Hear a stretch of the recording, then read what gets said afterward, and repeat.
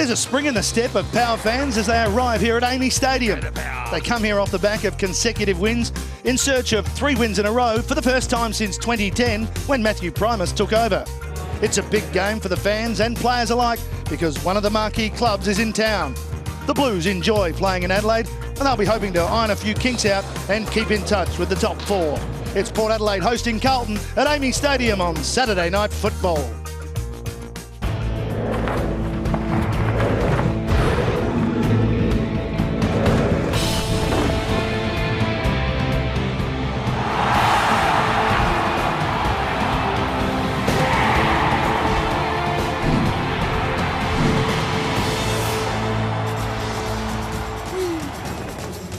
After a 3-0 start to the season, Carlton's form has wavered a little in recent weeks.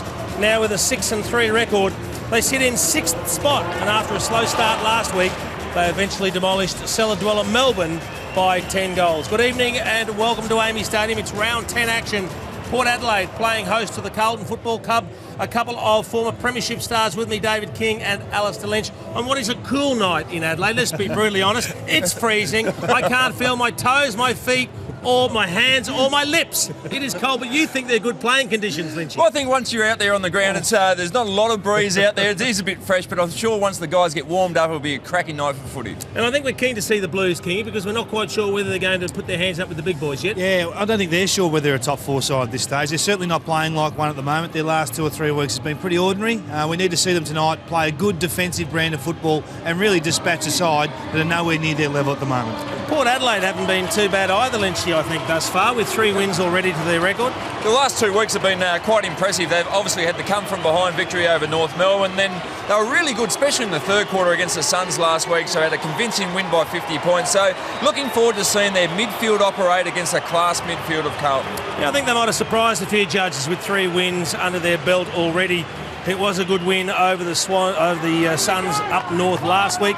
It'll be another big step forward for them tonight, but they will have a parochial home crowd to do it in front of. So hopefully it shapes as what could be a pretty entertaining contest. As we said, they are coolish conditions, so pretty good. There's a bit of breeze around. It's going to make field kicking and goal kicking in particular rather difficult.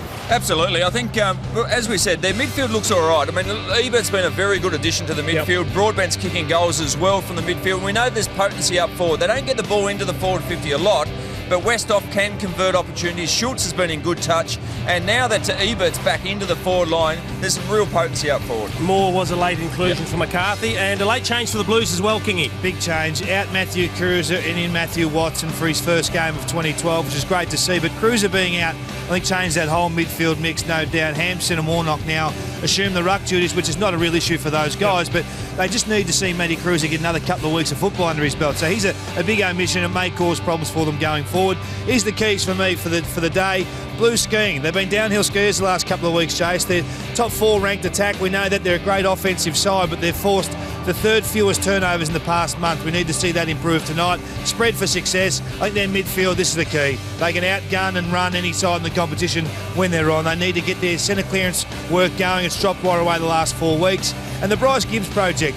I think they need to find out where Bryce's best position is. Is he a bona fide midfielder? Let's just have a look at a few centre bounces here.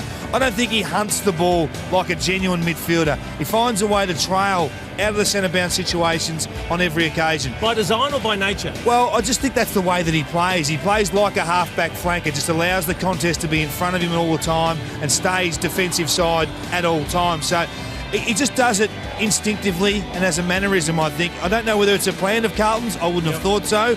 But I think over the next 3 months, they need to experiment with Bryce and find out where he's best served to play in a finals campaign for them. Well, we'll certainly keep a close eye on Bryce Gibbs and the way he goes about his business tonight. What about from a Port Adelaide perspective, Lynchy? Well, I think for the keys for Port Adelaide, they need to get out of the blocks well. They've been slow starters this season. They've led at quarter time on 3 occasions and they've gone on to win those games. So they certainly have to fly, because in the second terms, they're the worst team in the competition. Contested ball, if they're going to get off to a good start, this is where it's got to start. Contested ball ranked 16th, but over the last 2 weeks and in round 1 when they won against St Kilda, contested ball has been at its highest point. Now Travis Boak plays game 100.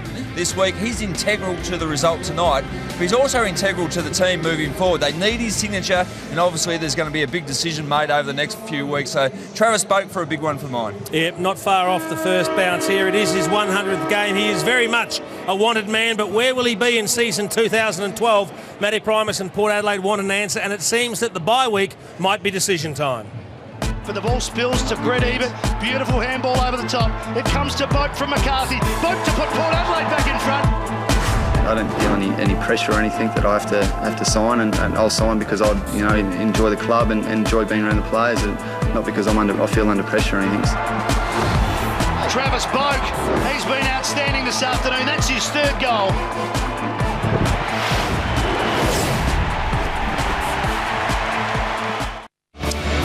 Welcome back to AAMI Stadium for this Saturday night game, and it's time for the toss of the coin.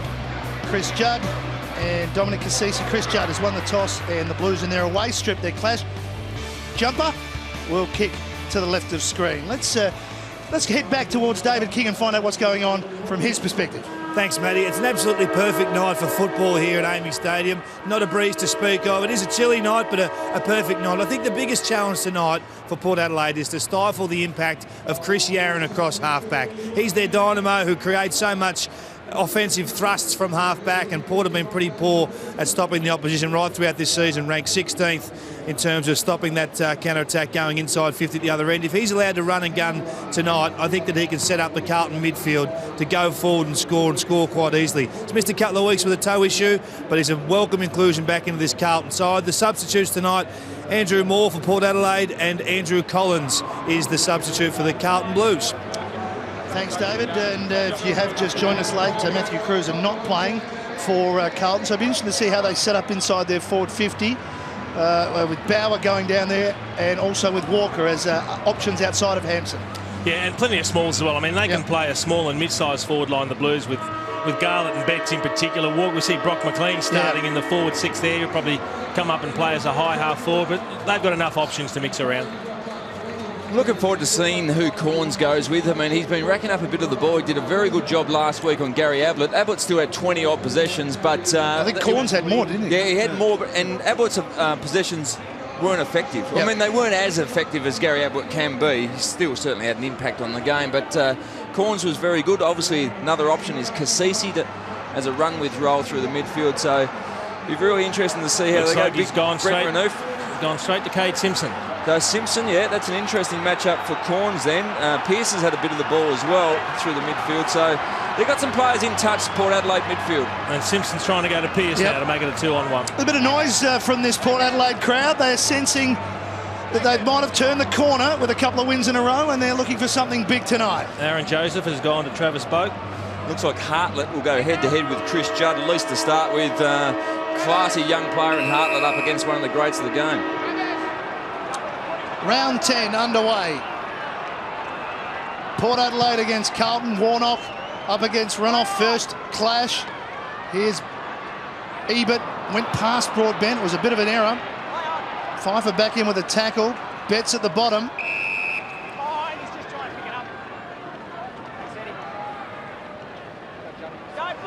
Massive players here, just trying to get the matchups that they want, and certainly the Simpson-Corns one's an interesting one. Scotland couldn't get boot to ball. It's picked up by Broadbent, who forces it out wide. Jamieson has to wait, and wait he did because Westhoff arrived.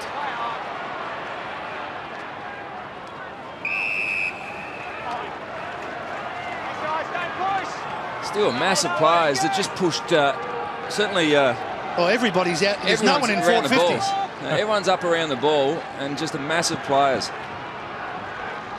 This time it's won by Renouf, and he pushes it out in front of Broadbent. Now he gets some support from Pearce, who gets around Bootsma, gets onto his left boot. Now there's someone to kick to inside forward 50. Jamieson made good position. Wingard was just crunched. It goes to Schultz, who tries to make something from nothing. It rolls, it bounces, it rolls, it goes! Can you believe it? What a start by Jay Schultz. And Jay Schultz has been in some really good touch with his goal kicking. Not so much with those ones, but the set shots up until last week when he sprayed them all over the place. But just, they got a big lot of numbers back, did Carlton, but Schultz just dribbled it off the ground, and the Carlton players were ineffective. They were big numbers, pushed back really hard to block up that space, but nice work from Schultz. I think he was hoping to get it to the top of the square to maybe Ebert, who was running onto the ball, but good shepherd from Brad Ebert as well. Well, 2 weeks ago against North Melbourne, he kicked 7 straight, Schultz. He was supreme, and he's got the one he wants early. And you know that he has to kick a few goals if Port are going to win this game. Last week he had 1 goal 5 and he was all over the place, but still had plenty of the ball. But they do need a good start. So far, so good. Port are very competitive. Walker over the top, hoping for a free kick for holding the ball. Not to be. Jacko, don't do this. Don't do anything silly. No blocks. So Robinson trying to get to Corns as they still play a little bit of ringa-ringa-rosy around the ball. Yeah, it usually goes for about 2 or 3 minutes, then one team will concede. Scotland with the clearance, but it's gone back the wrong way for him. First 3 with Port Adelaide players to that ball. Yeah, with some speed. Boak out in front of Brett Ebert. Strong over the foot. He wouldn't give up the contest. Got it back by hand. Boak runs out of room, holding the ball.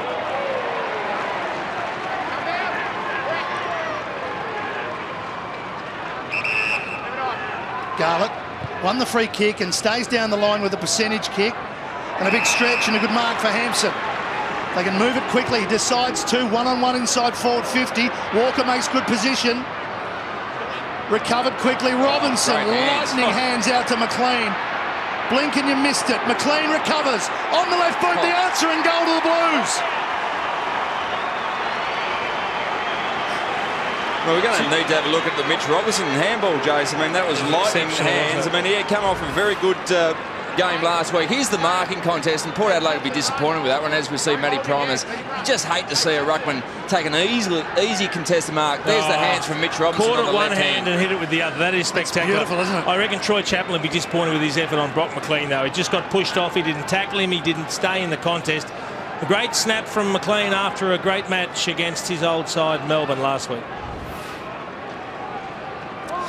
Goal apiece. McLean, the goal kicker. The wonderful assist from Mitch Robinson. And Brett Ratton put it on Mitch Robinson last week. Needed him to stand up and add to the depth of the midfield. And he certainly did with 3 goals and 30-plus possessions. And he got off to a good start with that sort of touch.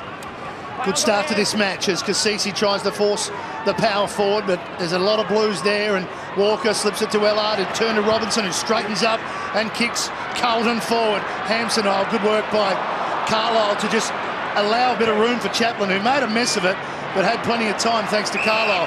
Out to Jacobs, fell over as he got it. Thomas did likewise. Plenty of time with the ball, Gibbs right with him. Now Hartlett, and the human missile that is Robinson gets him. Just made a botch of it trying to move the ball too quickly, Port. Just needed to keep their composure. Don't spend it before you get it. From the throw-in, it's a little bit shallow, and Judd wins the hard ball and gives it to Ellard. Off the left, towards forward 50. Trengove back. Now Crummer's needed for Carlton. Bauer first to it. Managed to just get a handball to it. Trengove clears. He wants the boundary line. He gets it.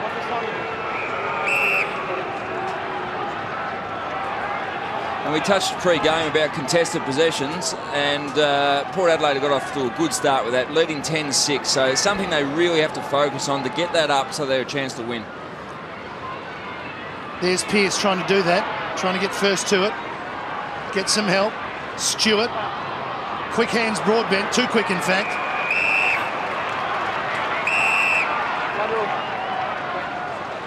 Blood rule. As it ran off, is going to come from the ground. Just the left, or both. Both go. It's coming from between the eyeballs. Split on top of the head as well. No holding, boys. No blocks. But they're in the game. They've been very competitive, and they've had numbers at the contest. Not allowing, Kingy mentioned about the good spread of Carlton. They can be downhill skis at times. But Port Adelaide have been able to cover that offensive run of Carlton by shutting down the space, and certainly whenever one of their players takes possession of the ball, the tackling pressure is right there. I love the way they've been aggressive early, Port Adelaide. So Redden straight into the battle, straight into the ruck and winning the tap. Broadbent's kick only as far as Tui. Zach's away. tumbles it out, but finds Judd. Easily slips past, goes very, very long, deep into the pocket to Eddie Betts. It's the second time I reckon Matty Primus would be filthy with one of his players. Chris Judd took a mark on the wing, uncontested, and then was allowed to play on because the Port player overcommitted. He ran straight past him. So Betts, 21-12 for the season. 35 metres out, very deliberate run up. Kicks the goal. A nice little reply from the Blues. Here's the lead up. Broadbent got the quick clearance, but it was 1-on-3 forward of the ball in favour of Carlton. So Tui turned that over very quickly, and that's what you called there, Jace. Overcommitted. Ben Jacobs, terrible effort. You've got to hold up the man. You've got to be careful that you don't come in late and give a free kick away, but actually a free kick would have been better than allowing him to play on. In the end, very good mark and goal from Eddie Betts. He's a very handy, or more than handy, small forward.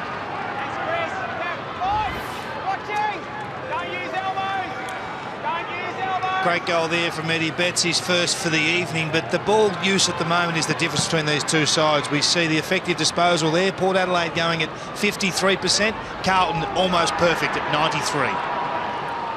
Yeah, and Kingy, that was the Port Adelaide have won the clearances or the contested possessions 4 times this year. The time they didn't win the game was when they got smashed in disposal efficiency. They were about 8% down when they played against Richmond, so that has been a problem all season. We've had 4 inside 50s for the game for 3 goals. Not bad efficiency, but that's because they're wide open. There's only a couple of pairs at each end. Yeah, there's no one absolutely. there. So you in the middle. Get out of this congestion. Prohibitive contact against Sean Hampson. Yeah, so it's a Port Adelaide free kick, and they're going to move it quickly. Kick goes in long. Schultz! Oh, that's a great mark by grab. Jay Schultz. He might have cleaned up Westhoff, but he's going to go back and have a shot for his second. I reckon he half cleaned up himself as well, but he has got a great pair of hands. He had a little bit of a contortionist effort in the end, the way he twisted the body and then tried to keep his eyes on the footy. It was a good, clean one grab, and this guy is just the best looking set shot for goal you've ever seen. He's got a beautifully smooth, straight run up, kicks through the footy. And I sure hope I haven't noised him, but I love watching the way he shoots for goal. We just at 25. Did say that last week, Jay. Yeah, he kicked 1-5. 25-degree angle, man on the mark, 37 metres out. Is he on song? Oh, yes, indeed.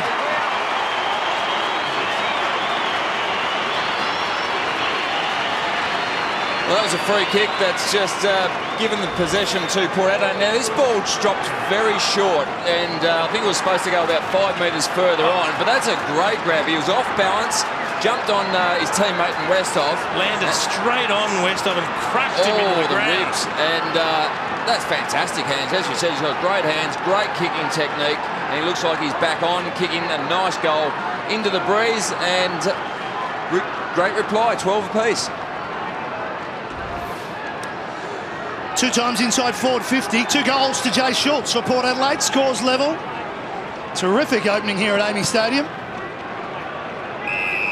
Bounces coming back. It'll be recalled as Redden was flipping it out the back. Loose in defence at each end at the moment.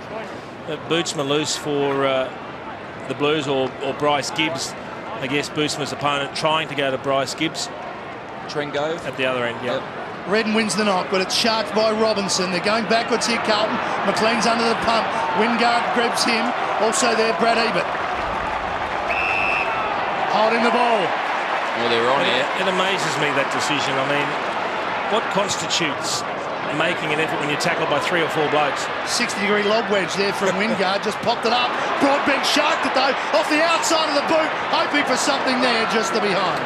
Well, first blemish, but again, quick ball movement into the forward line for Port Adelaide. Just puts Carlton under pressure. Here's the holding the ball decision. So he's tackled by 2 blokes. And he's doing everything he possibly could to actually... What do they expect of him? Well, the umpires normally hang their hat on as long as you make an attempt, but he seemed like he did. Well, let's face it, he was pretty unlucky. Yeah, absolutely. You need to be the Incredible Hulk just to spit everyone off you and then actually get the ball out. And how come the Incredible Hulk always manages to keep his shorts on? More about that later as the boundary throw-in comes in. Corns taken by Renoff, who's back out there after a blood rule.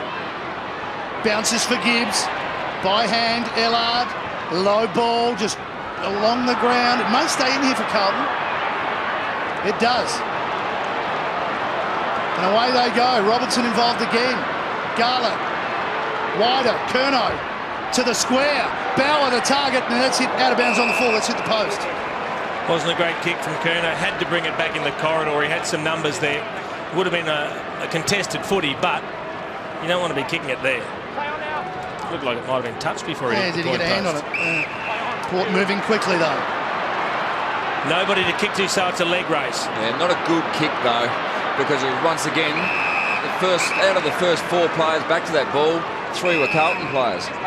Joseph marked and kicks off to Watson.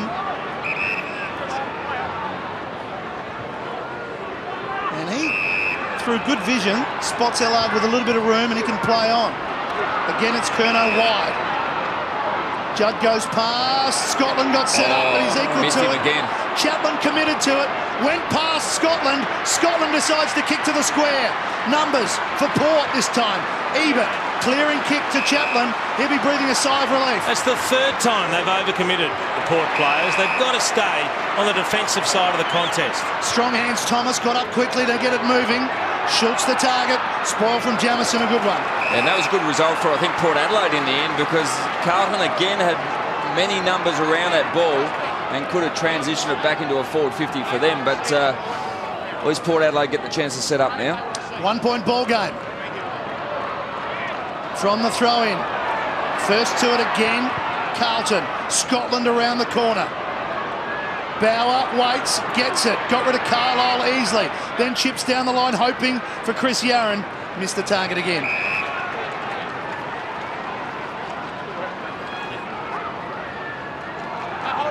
We mentioned Kane Corns looking to get to Cade Simpson early, and then Simpson was trying to go to Daniel Pearce, but he hasn't had a touch yet, Cade Simpson.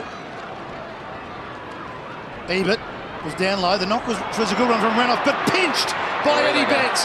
And then he gives it over to Walker, and he runs in and kicks the goal.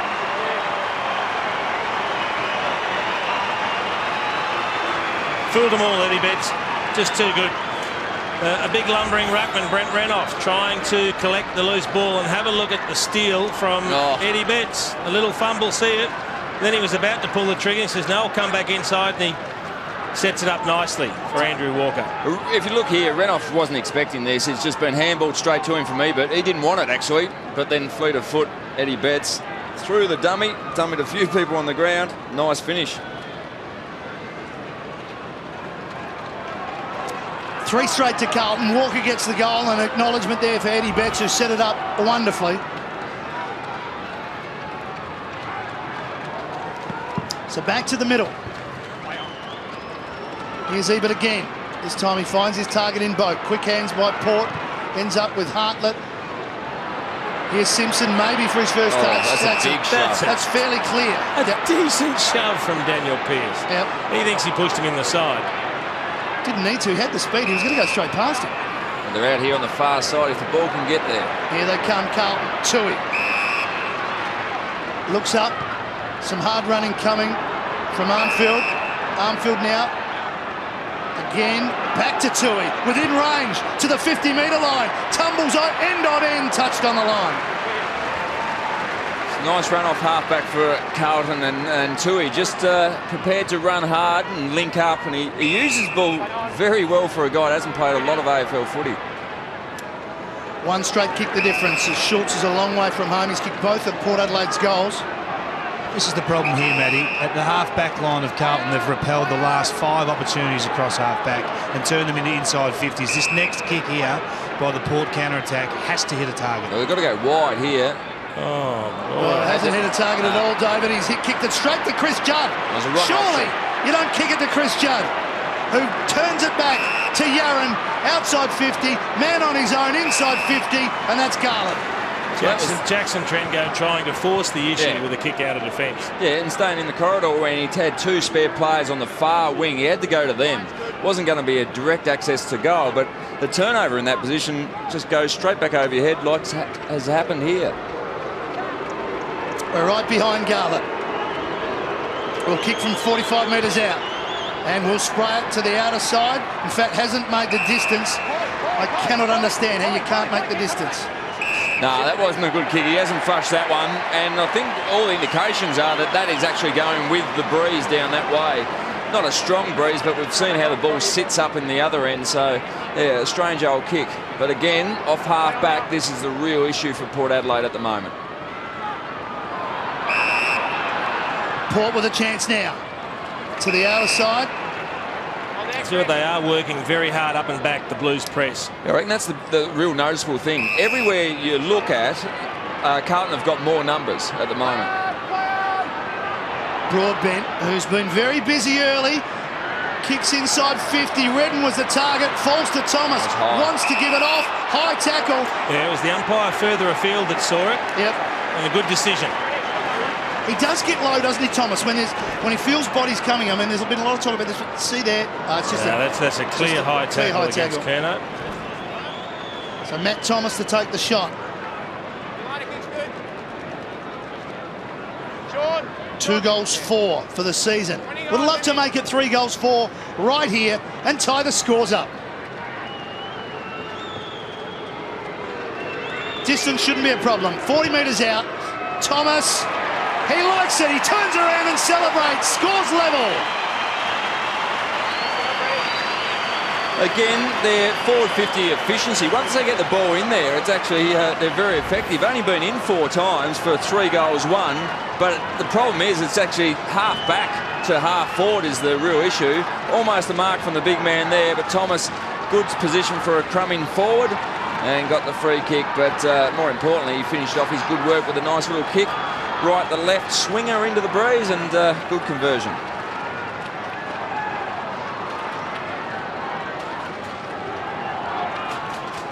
Port Adelaide doing everything right inside their forward 50 at the moment. 4 scores. And the key to that last kick in, whilst you're kicking to numbers, they at least kicked it to a big man in Jared Redden that gave them the contest they needed.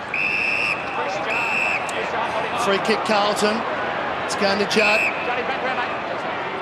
Jordan Bannister, the umpire there, former teammate of the Blues, and he kicks it out in front of Bannister. Now it falls for Cassisi, who just chips it over the top. He wants Pearce to run, and run he does. Again, great run. Hard running from Stewart, but he just slipped over. Well, that's good support play from Pearce. He probably really shouldn't have been required. His kick, West off the target. Gibbs did well, did clever kick off the boot, and rebound footy coming from Carlton. Judd's kick just wide of Kerno, turnover. Stewart again. Look at Boak just off the bench. And here he is, the interchange, brilliant from Travis Boak, outside 50, top of the square, 2-on-1. 2 win out. Look at the numbers for Carlton here on the way out. Whoops. Scotland and Pearce. Pearce dives at it. So too Simpson. Attack on the footy from both teams is terrific. Robinson never gives up. Wingard, Bootsma, Schultz, Broadbent. Waited for it, and got it. Oh, they're up on their feet tonight. Put that one down to persistence. Terrific defensive pressure from Port Adelaide. Have a look at Daniel Pearce going hard at the footy. He's battling in there with Cade Simpson. He gets a little bit of a chop out there from Chad Wingard. He's going hard. They're all there. Bodies going hard at it. And eventually the ball's worked back onto the attacking side of the contest. And that's where Matthew Broadbent just jumps on the loose ball and threads it through. Good reward for some defensive pressure.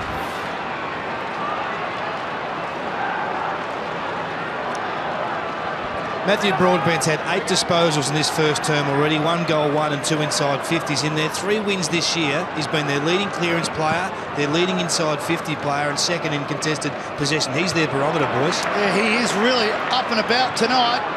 Local boy, played at Henley, just down the road from AAMI Stadium. Gibbs, settling kick back to Tui. As you said, Jace, I think Carlton are working very hard on turnover. Oh, dear, turnover. And here's the man. David King just brought him back into the game. He'll struggle to get the journey, though. There's a bit of a breeze up there, and the ball seems to really sit up. Well, his adrenaline's pumping. Can he get it to work from outside 50? It's long, but it's not quite there. No promise, nobody. Still in play. Clearing kick. Port with numbers again. Jacobs, can he pick it up? He does now. Gives it off. Brad Ebert, well, not 15. Messy football. Curnow and Redden, they wrestle, they can't get free. Well, the point I was going to make, Jace, is that Carlton are getting big numbers to the contest every time, but the small amount of numbers that Port Adelaide have there, they're competing unbelievably well. They're just going second, third efforts to make sure they don't get smashed at that situation where Carlton are outnumbering them. Taken by Gibbs, he won that clearance. Port, 3 here. Nita Shepherd, gets some. Chaplin, Corns, Cassisi. Running was Hartlett, and he likes to use the footy well. He's going to back himself from 65 metres and kick a goal. What a super kick from Hamish.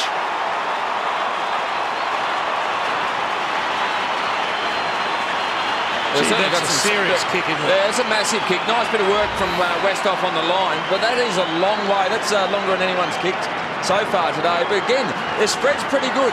They know they've got the spread on their far side. They work the ball over there, and Hartlett takes off from 10 metres inside the square, hits the line, and then Westhoff just does enough on the line to hold off Watson, who comes back to put a fist on it.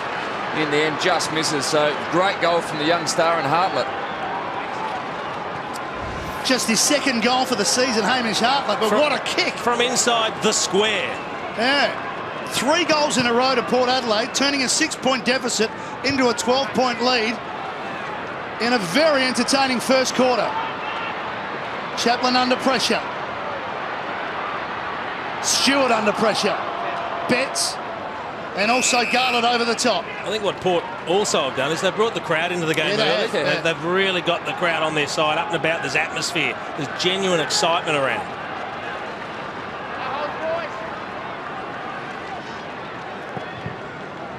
Now it falls for Warnock and he tries to punch forward. Ellard on the up. Bootsma, quick give. McLean out the back to Scotland. They're going back, but they maintain possession. They're going a long way back. Joseph got it from Ellard. Now to Bauer. Can he straighten up? He squeezes it through. It's touched off the boot. It's through everybody's legs. Robinson beaten to it by Surgeon. Now Simpson on top of him. Pearce. Similar to the other end when Port Adelaide somehow managed to get a goal. This time it's out of bounds. They're all about work rate.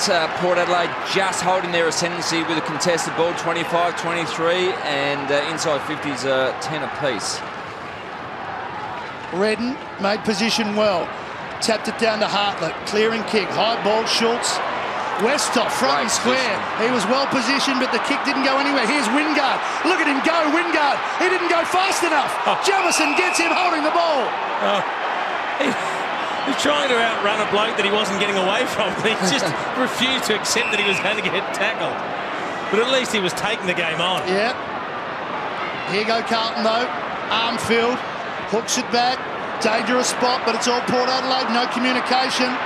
Redden backed up by Carlisle. Good strong hands, Ebert. Great pass. Nothing but Blues numbers ahead. He's got to go lateral. And there's a man out on his own. He's got 30 metres. Jacobs. Now that he's stopped, he's got to be patient. Well, this has to hit the target because he's won against a number of... hard running from Schultz. Great kick too.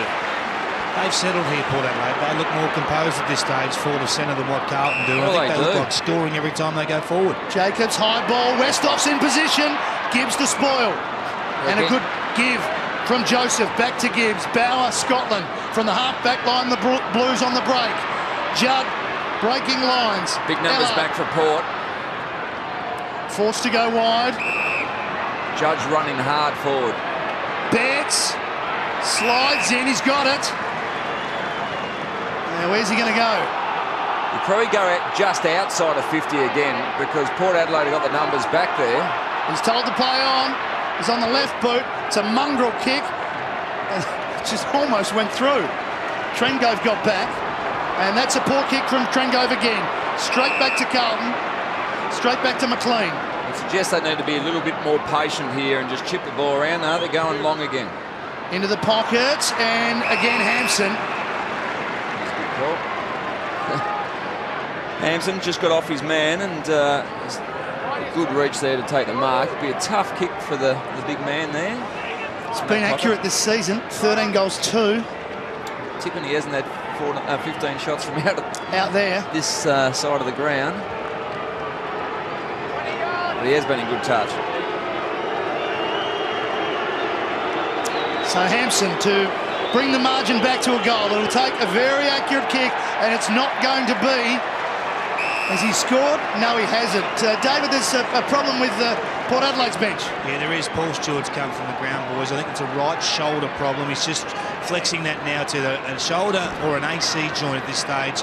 Doctor's just performing some tests on him now, and hopefully he's right to come back on, but there seems to be some discomfort there.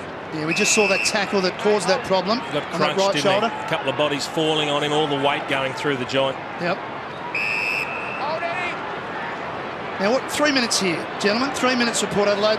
Do they just keep doing what they're doing, or do they just try and get the tempo down a little bit? Well, I think they try and control the footy if they can and not miss targets like that, because they don't want to allow a Carlton goal in the last couple of minutes. Yeah, I think they can't just slow it down, though. They don't use the ball well enough. Ellard. Carlisle slides in, wants to hold it in, wants to hold Ellard and the ball together. Umpire was in terrific position. Although they started slow at the start of the game, kicking efficiency is 71% for Port Adelaide, which is good. Carlton just operating a bit lower at the moment with 62. Broadbent. The contested possession again. Ebert. Brett Ebert. Couldn't quite get past Bootsma. Tumbles it forward. Westhoff. Roved it really well. Handball's clever. Boak will get free here. Gets around Robertson. Spots Wingard but misses him. Tui now. Does he get some help? Handball over the top. He's missed his target. Armfield to take it on, and away he goes. Short pass. A little nudge. Nudge against Yaron. Pfeiffer's free kick. Gee, it's a shame Boak missed that target up forward. They worked it well so beautifully. They've done well to create options against superior numbers. You just see the little nudge under the ball there from Yaron. He's spending more time as a half forward, not playing his traditional half-back role. Just a runner come out on the ground then for Port and just said to Jackson Trengove, settle, settle.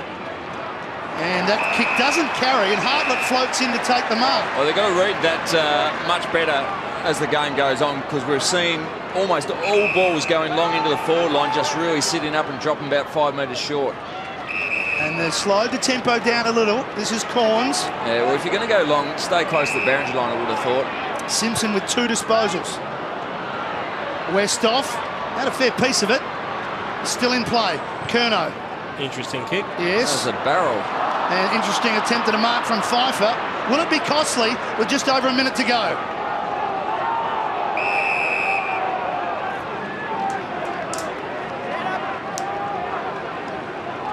It's been a great start by Port Adelaide to kick 5 goals against the Blues in the first term, get themselves into the game, get their belief and their confidence levels up.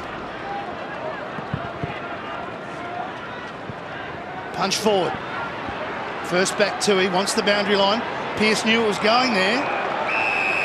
And we have a throw in as Pearce and Tui get to know each other.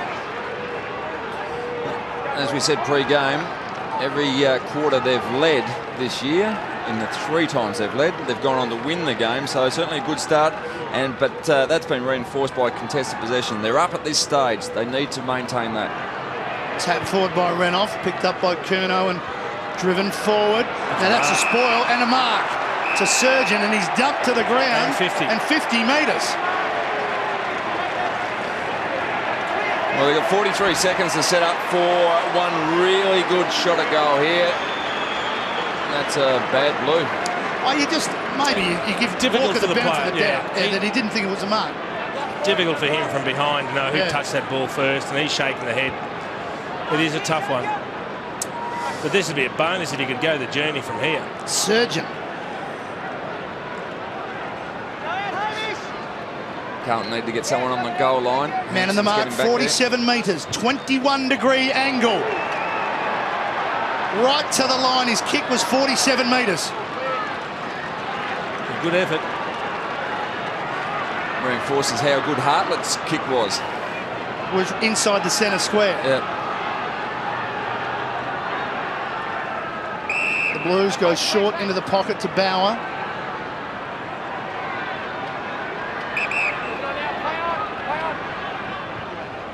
And he drives it long. As the rain comes down.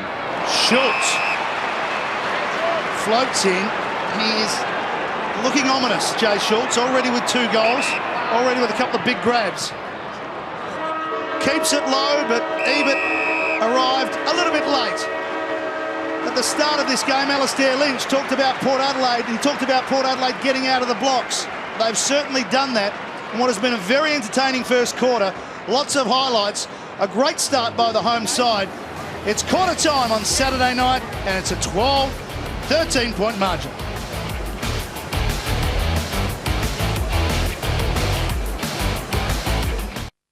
Welcome back to AAMI Stadium. A little bit of rain around might make conditions a little bit slippery. Brett Ratton found Port Adelaide a little bit slippery in that first quarter. David King caught up with him just before he talked to the playing group.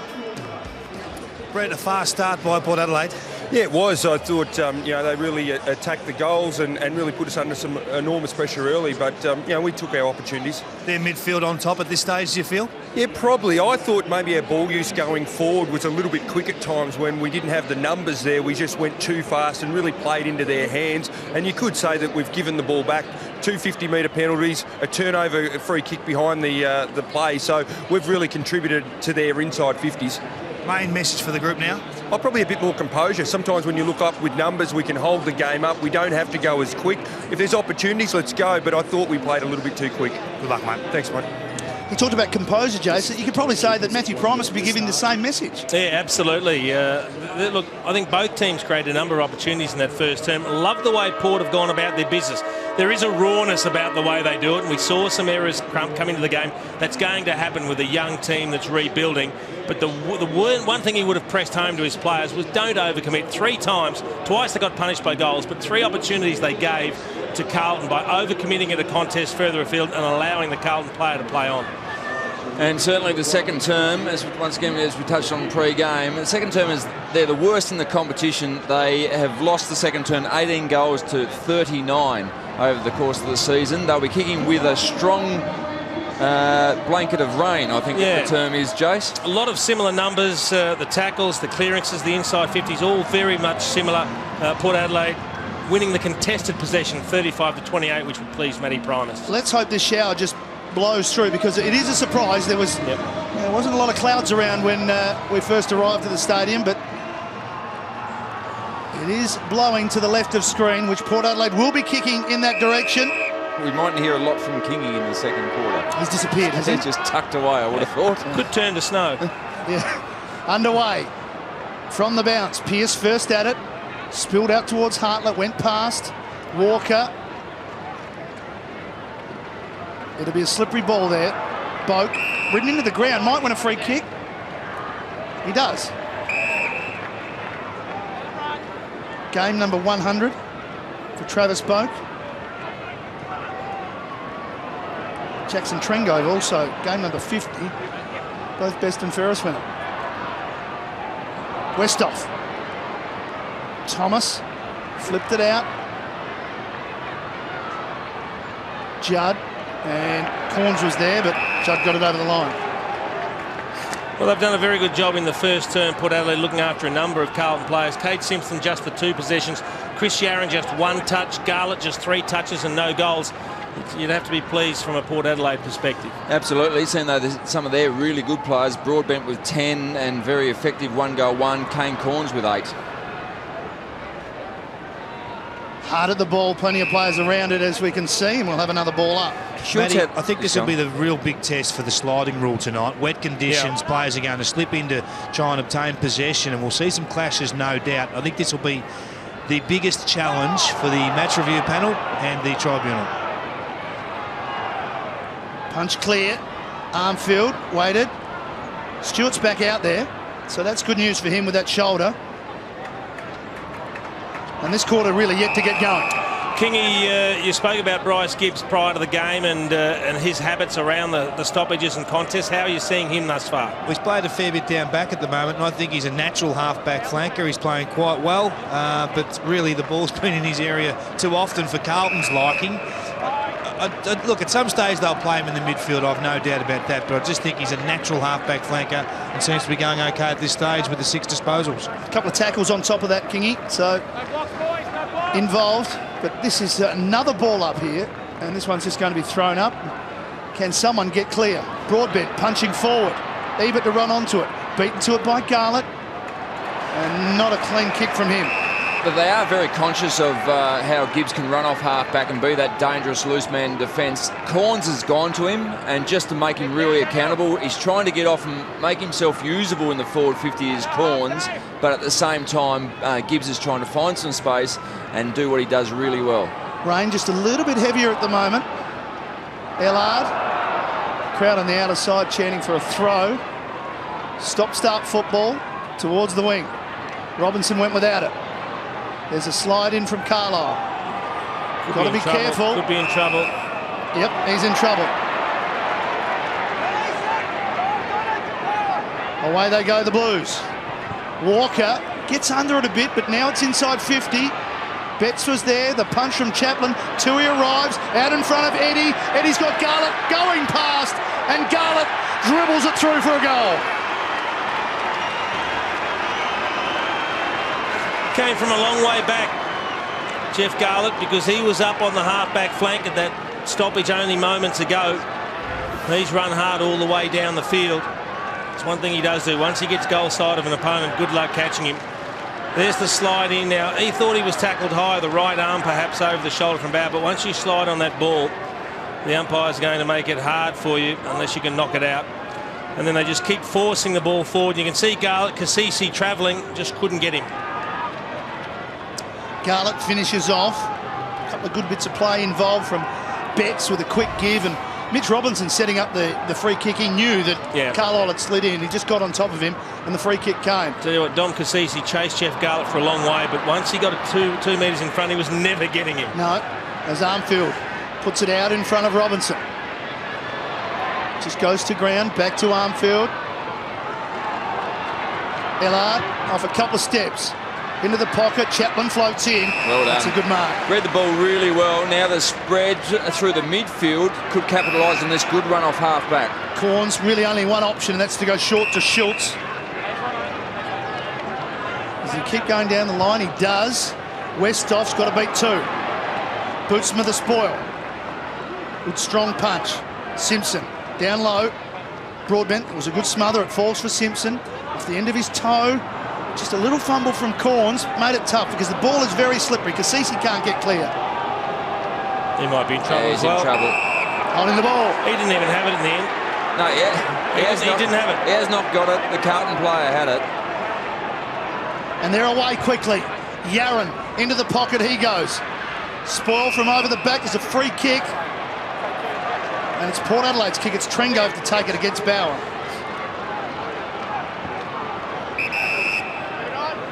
Just the sting's gone out of the game just at the moment with the wet conditions. Ball security's at a premium at the moment. And that's beautifully taken by Yarran.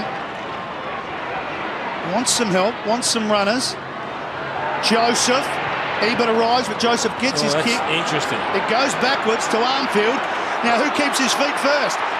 Brad Ebert off the ground. Good option. Here comes Stewart. Fell over, and the crowd know. That was a goal. That's gone begging. And it may be a goal at the other end if Carlton can do something about it. Surgeon, strong hands. He just had a lot more time than he realised. But even if he fell over, he needed to hang on to the ball because he wasn't being tackled. He tried to give the hand pass whilst falling. So an opportunity goes begging, but they still create them, Port Adelaide. Pfeiffer, dangerous kick. Oh, great grab. He's a star, isn't he? He's an absolute superstar. He's had a few injury worries in his first year or two, but he's starting to really establish himself now.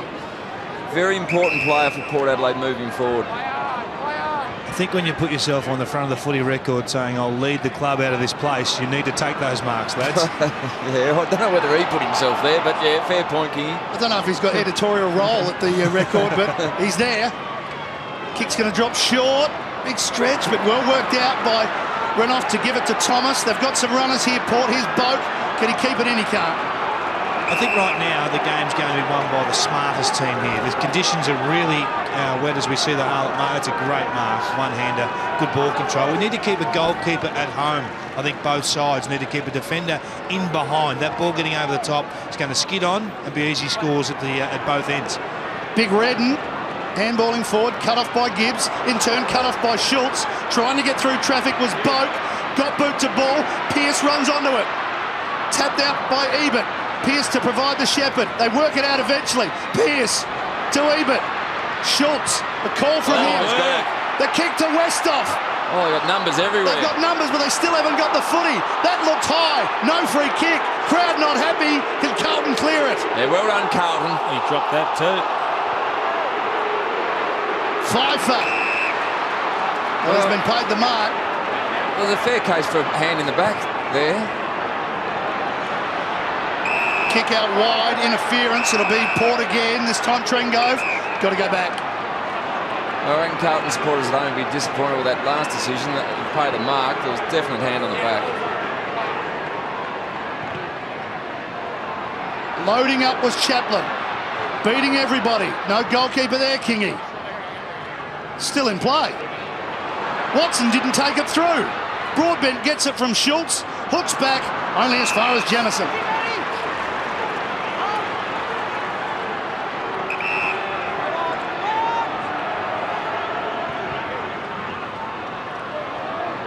Kick out wide, looking for Hampson. Beats everybody. Away goes Garlett. The deepest man's Port Adelaide player. Here he goes.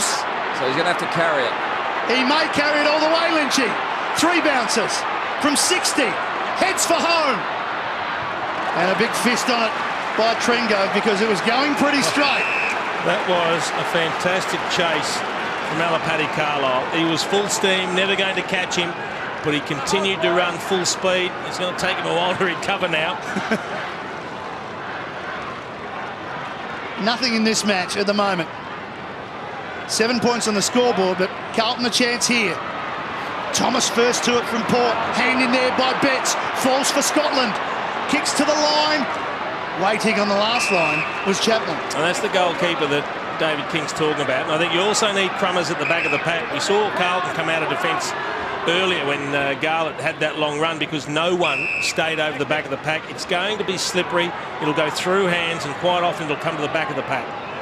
Good news is the rain has ceased as Jacobs has it for Port and kicks down the line looking for Ebert and spoil over the line.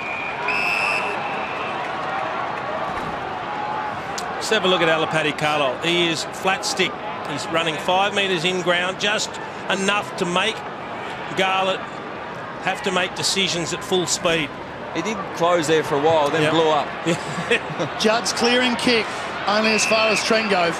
That's the goalkeeper. That's the player we're talking about, mate. I think that's terrific positioning there by Trengove. Not so his kicking tonight. He seems to be kicking to contests rather than kicking to men on their own. Watson was strong but then went to ground. Betts wrapped up by Westhoff. Paddled back by Watson. Dangerous hit by Watson. Yeah. Corns' kick, squeezed through. Bootsma's there. Hartlett to Thomas. Combining well. Looked up, had good vision to spot Brett Ebert. A holding on Schultz. That'll be Schultz's kick. He was trying to lead and Jamison just grabbed a handful of jumpers, stopped him from running away. The umpire pinged him. He was one out in the 50-metre arc and he had all that space to lead to. Brett Ebert would have been able to pick and choose where he and when he wanted to kick the ball to Schultz. And Jamison just grabbed him. Yeah, nice work, and that's what the pressure that is on a full back when you're isolated one-on-one is immense, and just didn't want to give him a start. Just wrap the arms around. It was enough to show the umpire who's been pulled back. This for Jay Schultz's 3rd goal. Directly in front. Straight through the middle. Port get it back to a 13-point game. Yeah, under pressure, defenders make mistakes like that. And here, if we watch here, here's the hole from Jamison. He goes once, and he's doubling back to go again. Now, that's the hole. Wrap the arm around. Saw the umpire in the background there in perfect position to call or adjudicate on that incident. So, good work from Schultz, because he didn't just lead once, then concede. He was prepared to go back and then go again.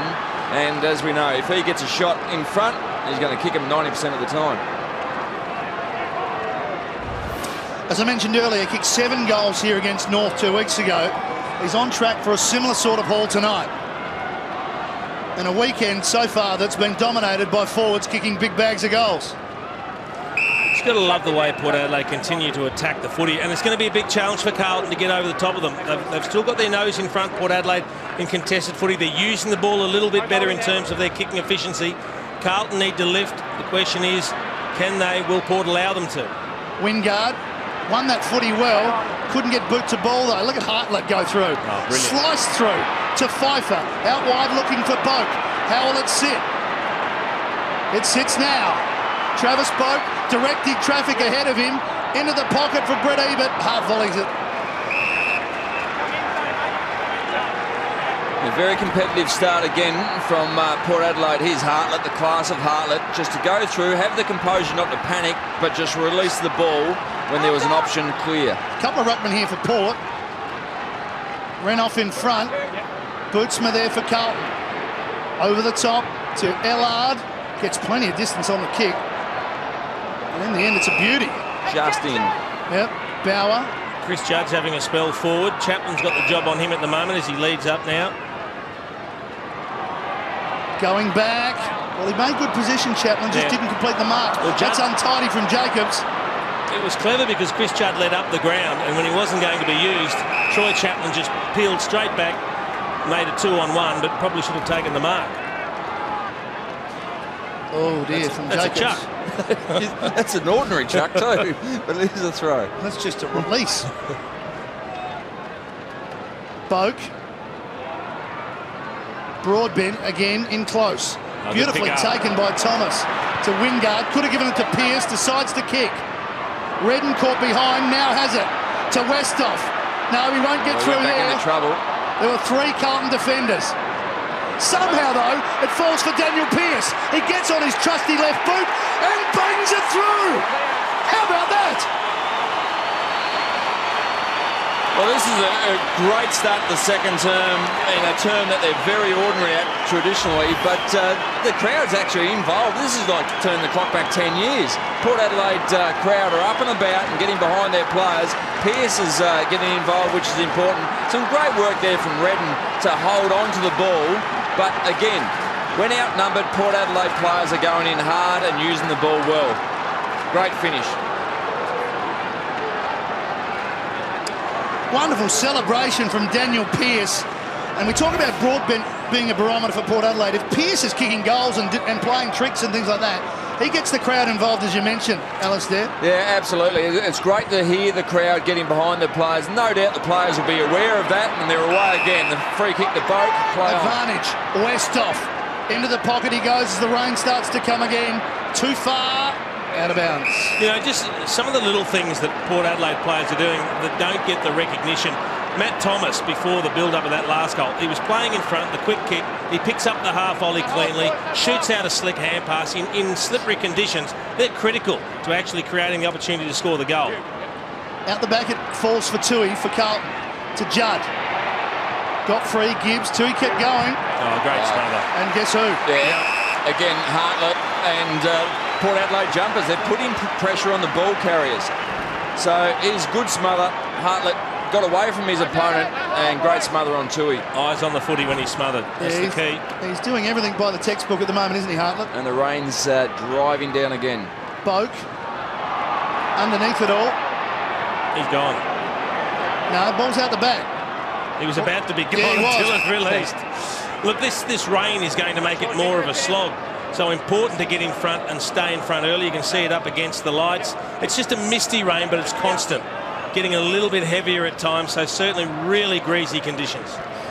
That's correct, Jason. I was going to say, I reckon. How is it down there, Kingy? Kingy will be the judge whether it's a misty rain or not. Yeah, I'll give you that bit of advice from here, Jason, if you like. But I think the difference at the moment is exactly what just happened then. The possession gains, the ability to win the ball back by Port, far superior than that of Carlton at the moment, not putting enough pressure on. Big push in the back.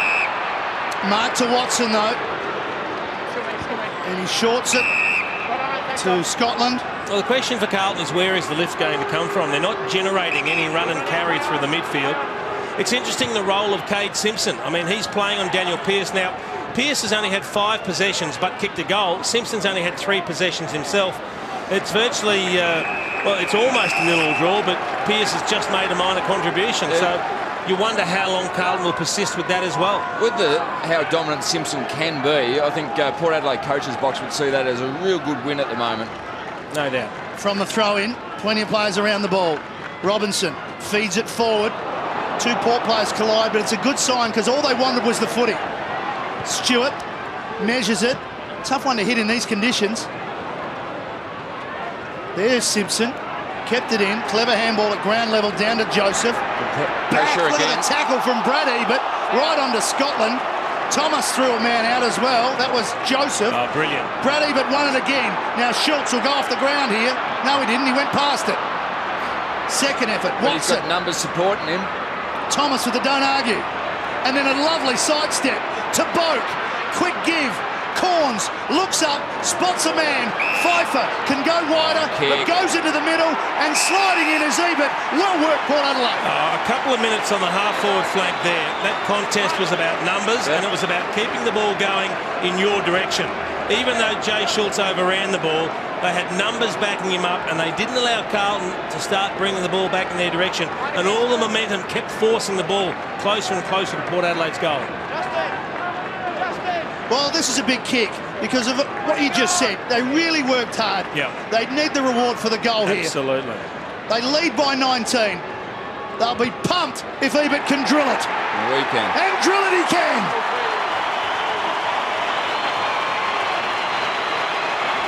Yeah, very impressive second term, and they are kicking with the advantage of a breeze. 3 goals to 1 in favour, but this is what Jay Shear spoke about. Just numbers running to support. Carlton were in tight, but Port Adelaide had the next wave coming in. Great work from Thomas. Didn't want to release the ball without finding a teammate.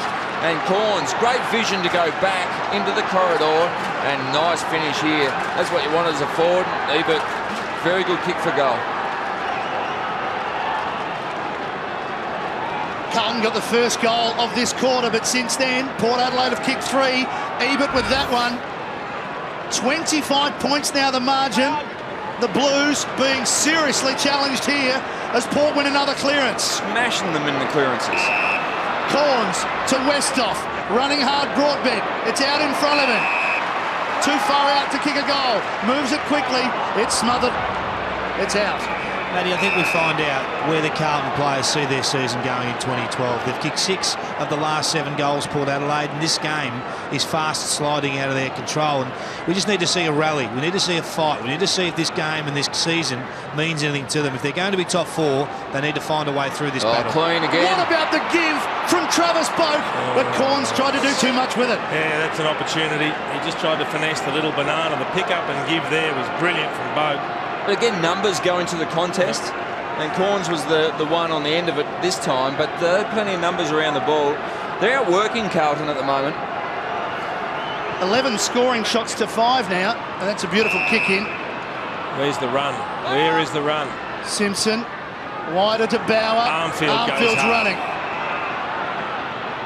And that's the direction it goes. Doesn't have to break stride. Thought about going inboard, now to go back. He's got numbers too. Mitch Robinson's pushed forward. There's a couple of them in holds.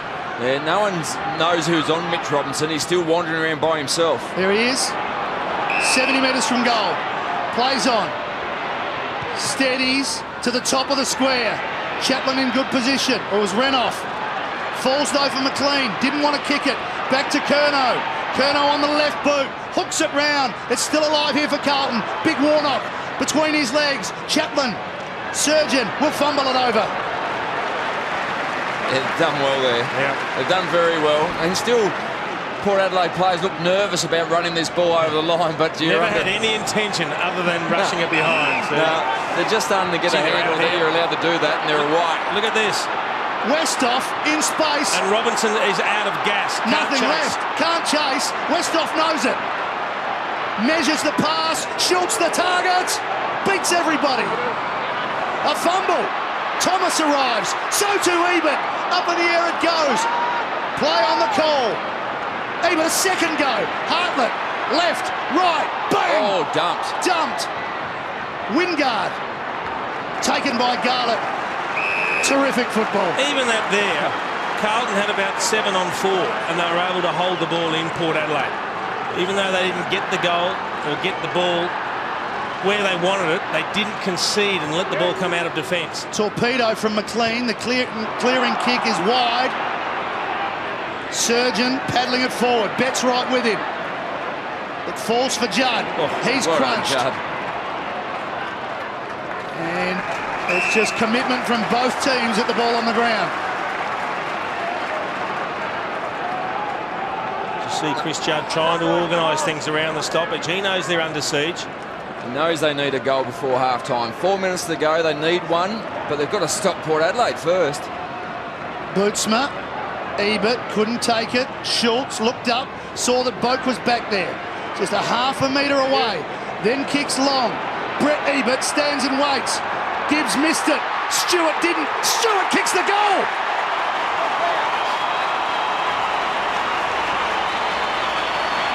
And he hit the post pretty hard. I think Stewart, I don't think his dodgy shoulder enjoyed that. But again, work rate. In and under. Not always just about numbers, but the way they go about it, they're getting first to the ball. There might be a lot of Carlton numbers there, but to a dangerous spot. The ball gets over the back as a defender, and that is a critical mistake. And Stewart was in the right spot and did enough, and then just runs into the post with a dodgy shoulder. Cops one in the chops as well. Ball over the back, not good.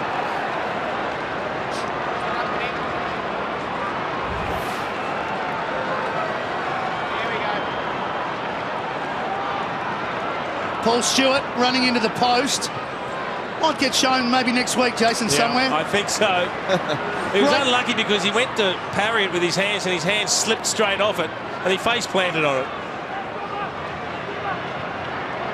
Taken by Gibbs. Margin is 31 points. They've won the quarter by 3 goals, Port Adelaide. Still 4 minutes remaining, so still time for Carlton to get something back. And they've been led. Oh, sorry, Jason. They've been led by Kane Corns at 9 possessions, Boak 8, and Thomas 6. Top possession winner for Carlton has been Robinson and Ellard just with 5 apiece. Brad Ebert read that well. Thomas liked his game. Caught by Yaron. Hands over the top. Again, Thomas. Boak didn't know where it was. Scotland's got him.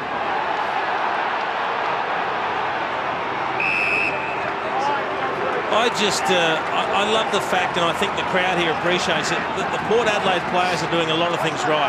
They're playing percentages, they are hard as nails at the footy, and they're just doing a heap of things right. That's a well-won clearance by the Blues because there wasn't a lot of room to move.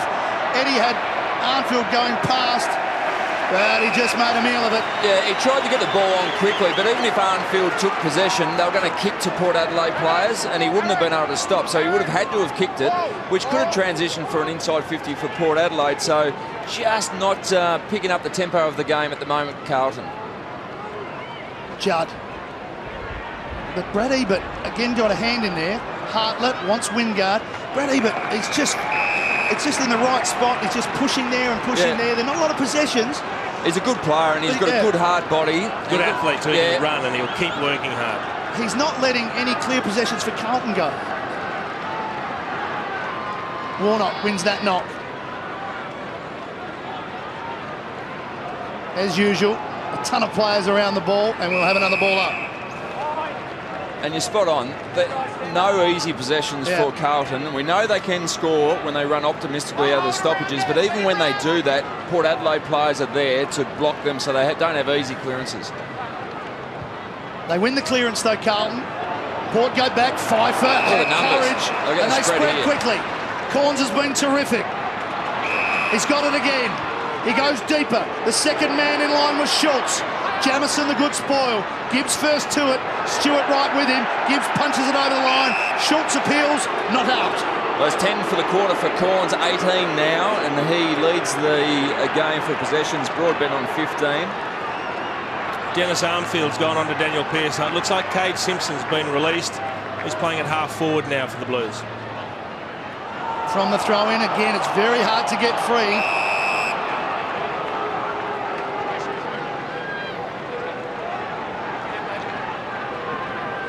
This is uncharted territory for season 2012 for Port Adelaide. A big lead at half-time. Only led the Gold Coast by a point last week. before icing the game in the third quarter. That kick has just landed inside, I think, from Jacobs. It wasn't subtle. No. So deliberate is the penalty against him. That was probably the first decision mistake they've actually done. Pfeiffer juggles it, tried to mark it off his shorts. Cassisi trying to bustle his way through.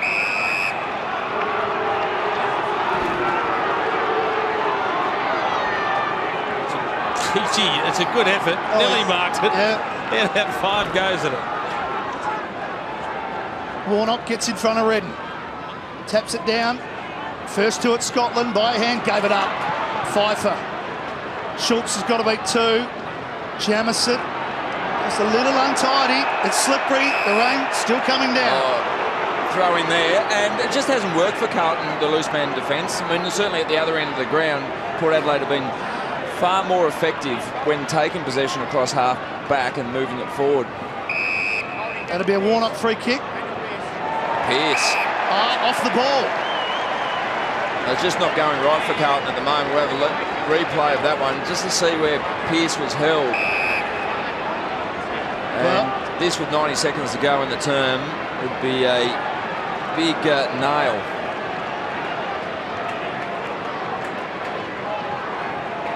Not big in terms of disposals. The fact that Cade Simpson's been out of the game following him and has had to be released now, and he has contributed a goal. If he can kick a second one here, it actually becomes quite a considerable impact. They've kicked the last 4 goals, Port Adelaide.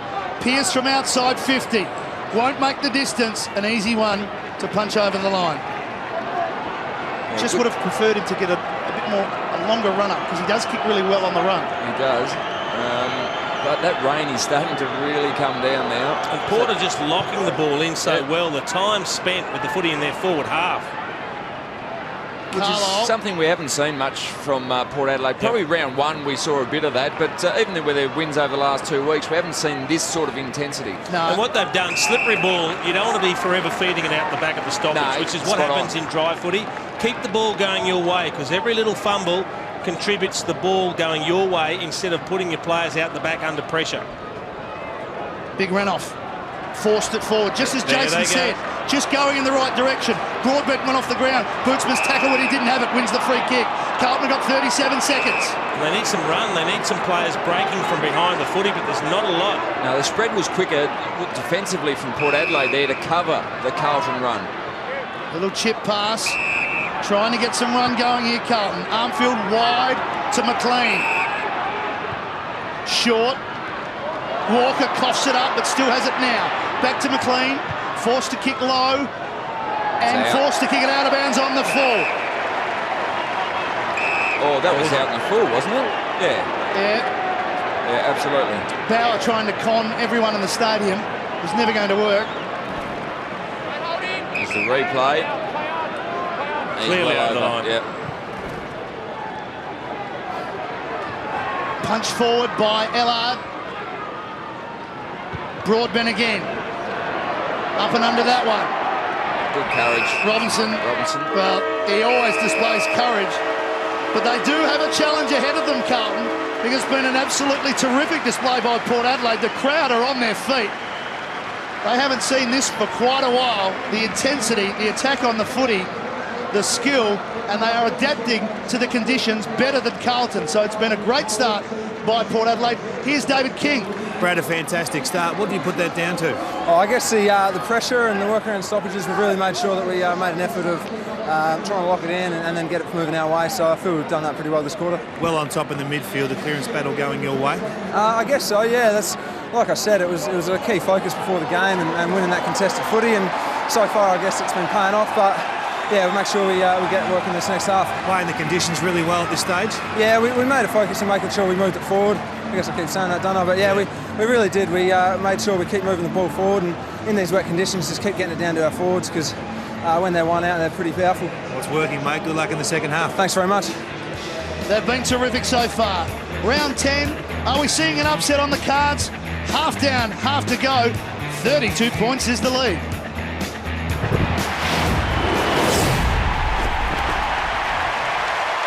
Al, what sort of things have you addressed at half-time, structurally or personnel-wise? Yeah, look, a little bit structurally. We just felt that our forward line got too close to the footy, too close to the contest. So we're probably going to play more likely with 6 forwards at home. And in terms of the contest, just making sure we can win some contested footy, we've been pretty disappointing. What about your run, your effort levels? Are they up? Are they where they need to be? Or have you had to talk of those at half-time as well? Has Rats challenged the group to find a special effort, or what's the situation? Oh, look, most definitely. No, look, our run hasn't been as good as we expect.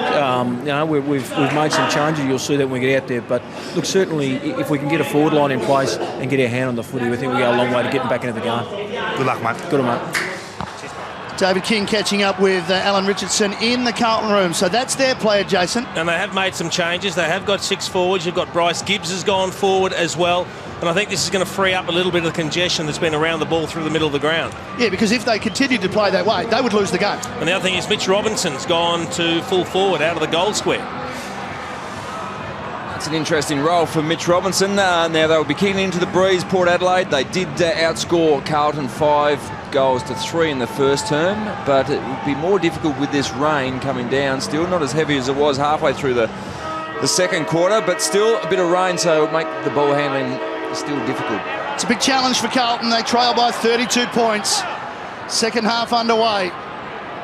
Who will get the momentum first? Warnock, pitched by Redden.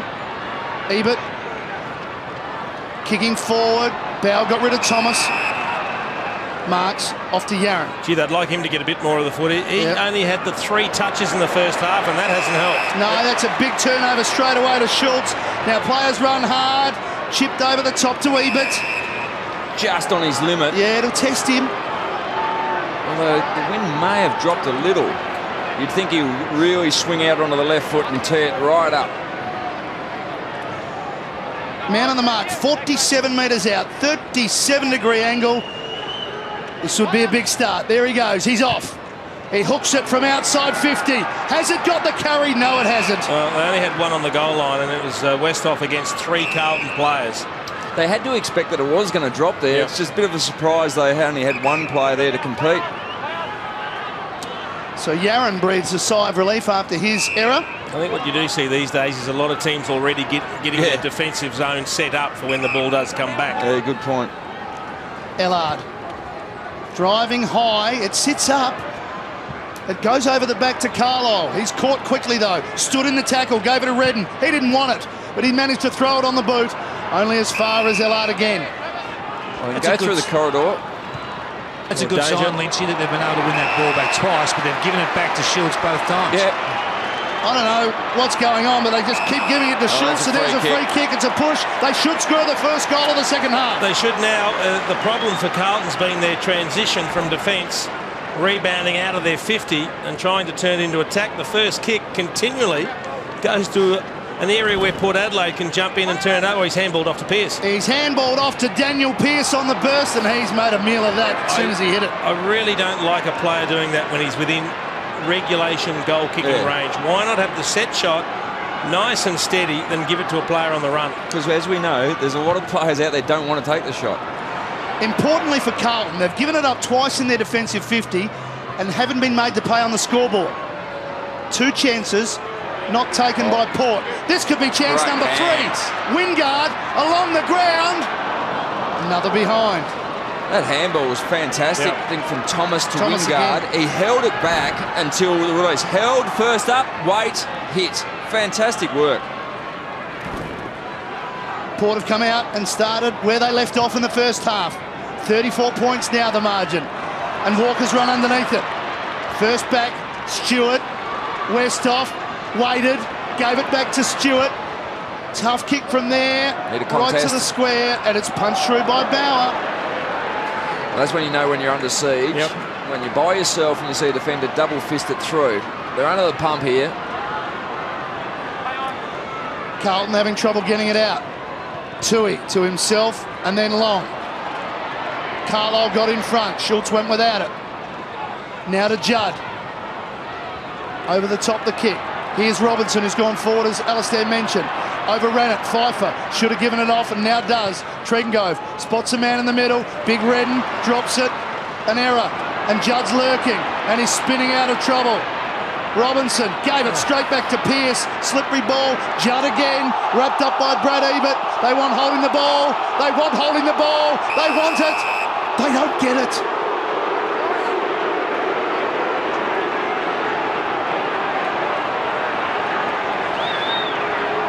I think it's a big 5 minutes for Carlton. They've just got to really try to get control of this game. Have some time, but Port Adelaide, to their credit, just once again giving Carlton no time, no space at all when they take possession. Even that exchange between Robinson and Judd there, they're second-guessing themselves, Carlton, with their possessions. They're feeling the pressure even when it's not there.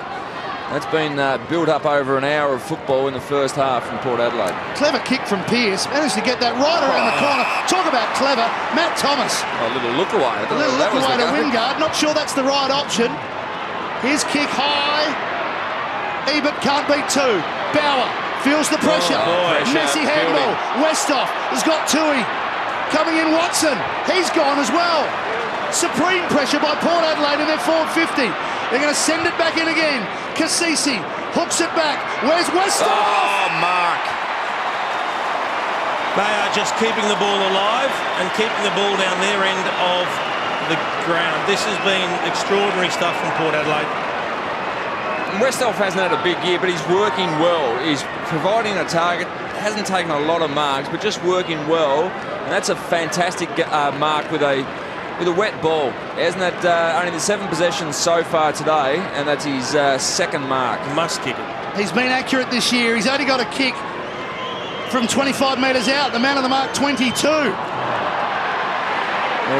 there we go. He hasn't had a big year. Talk about letting a team off the hook. You just said before, Matty, they haven't made them pay with 2 or 3 turnovers coming out of defence. There's another one. And all of a sudden it hurts you if Carlton get it down the other end and kick a goal against the run of play. They kicked 4 behinds in this period where they're dominated. Now the big long kick. Redden in front. Over the back was Hampson. Redden couldn't get it. Carlton with some numbers. Ricocheted ball off the ground. It came from McLean. It's picked up by Simpson. It's driven forward. Can Carlton get one on the way back? Betts stands in the tackle. Robinson gives it back to him. Forced to just squeeze it forward. This could hurt. How's it going to bounce? It's a behind.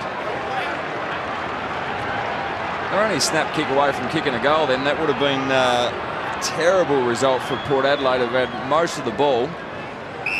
Now Carlton have to do what they haven't done real well in the last 30 minutes of football, and that's keep the ball in their forward half. Renouf just threw his hands and Jacobs wanted the boundary.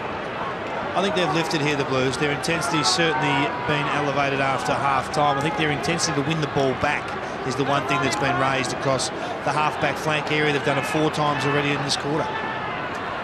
From the throw-in, Warnock made good position. Got it down to Scotland. Now a chance, Carlton. Tui's got a little bit of time from 60 metres out. He bangs it in long. Too long. I reckon the most important player from a Carlton perspective to get him into the game in the second half is Cade Simpson. They're just missing run. No Mark Murphy. There's no one with that gut running that can run ahead of the footy when they get it on a little bit of a roll and really create. No Carazzo? Yep. And the other critical player might be Yaron. Get him in the play. Free kick. Port Adelaide. Yaron's only had the 5 disposals, and we know how much run and forward 50 entries he can set up from half back. Carlisle again, the little give round the back to Pearce. Now that's going to hold up in the air for a fair while. Westhoff dropped it. Gibbs a chance. Missed Simpson.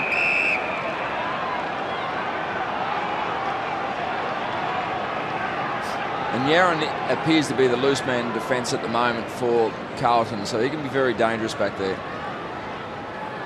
Good knock from Renouf to Brad Ebert. The give was a good one from Broadbent. Back to Ebert. That's Ebert to Ebert.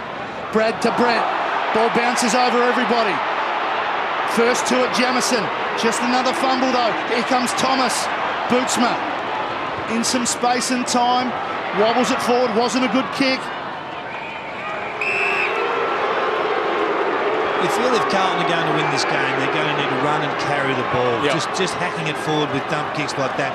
Not going to pay the bills tonight. They need to take the game on, need to challenge them with overlap run. Judd's down in front. Broadbent got it first though. Clearance win from him. Tui read it the best. Now Yaron Quick breaks. switch to Yaron. Does he hit him? He found him.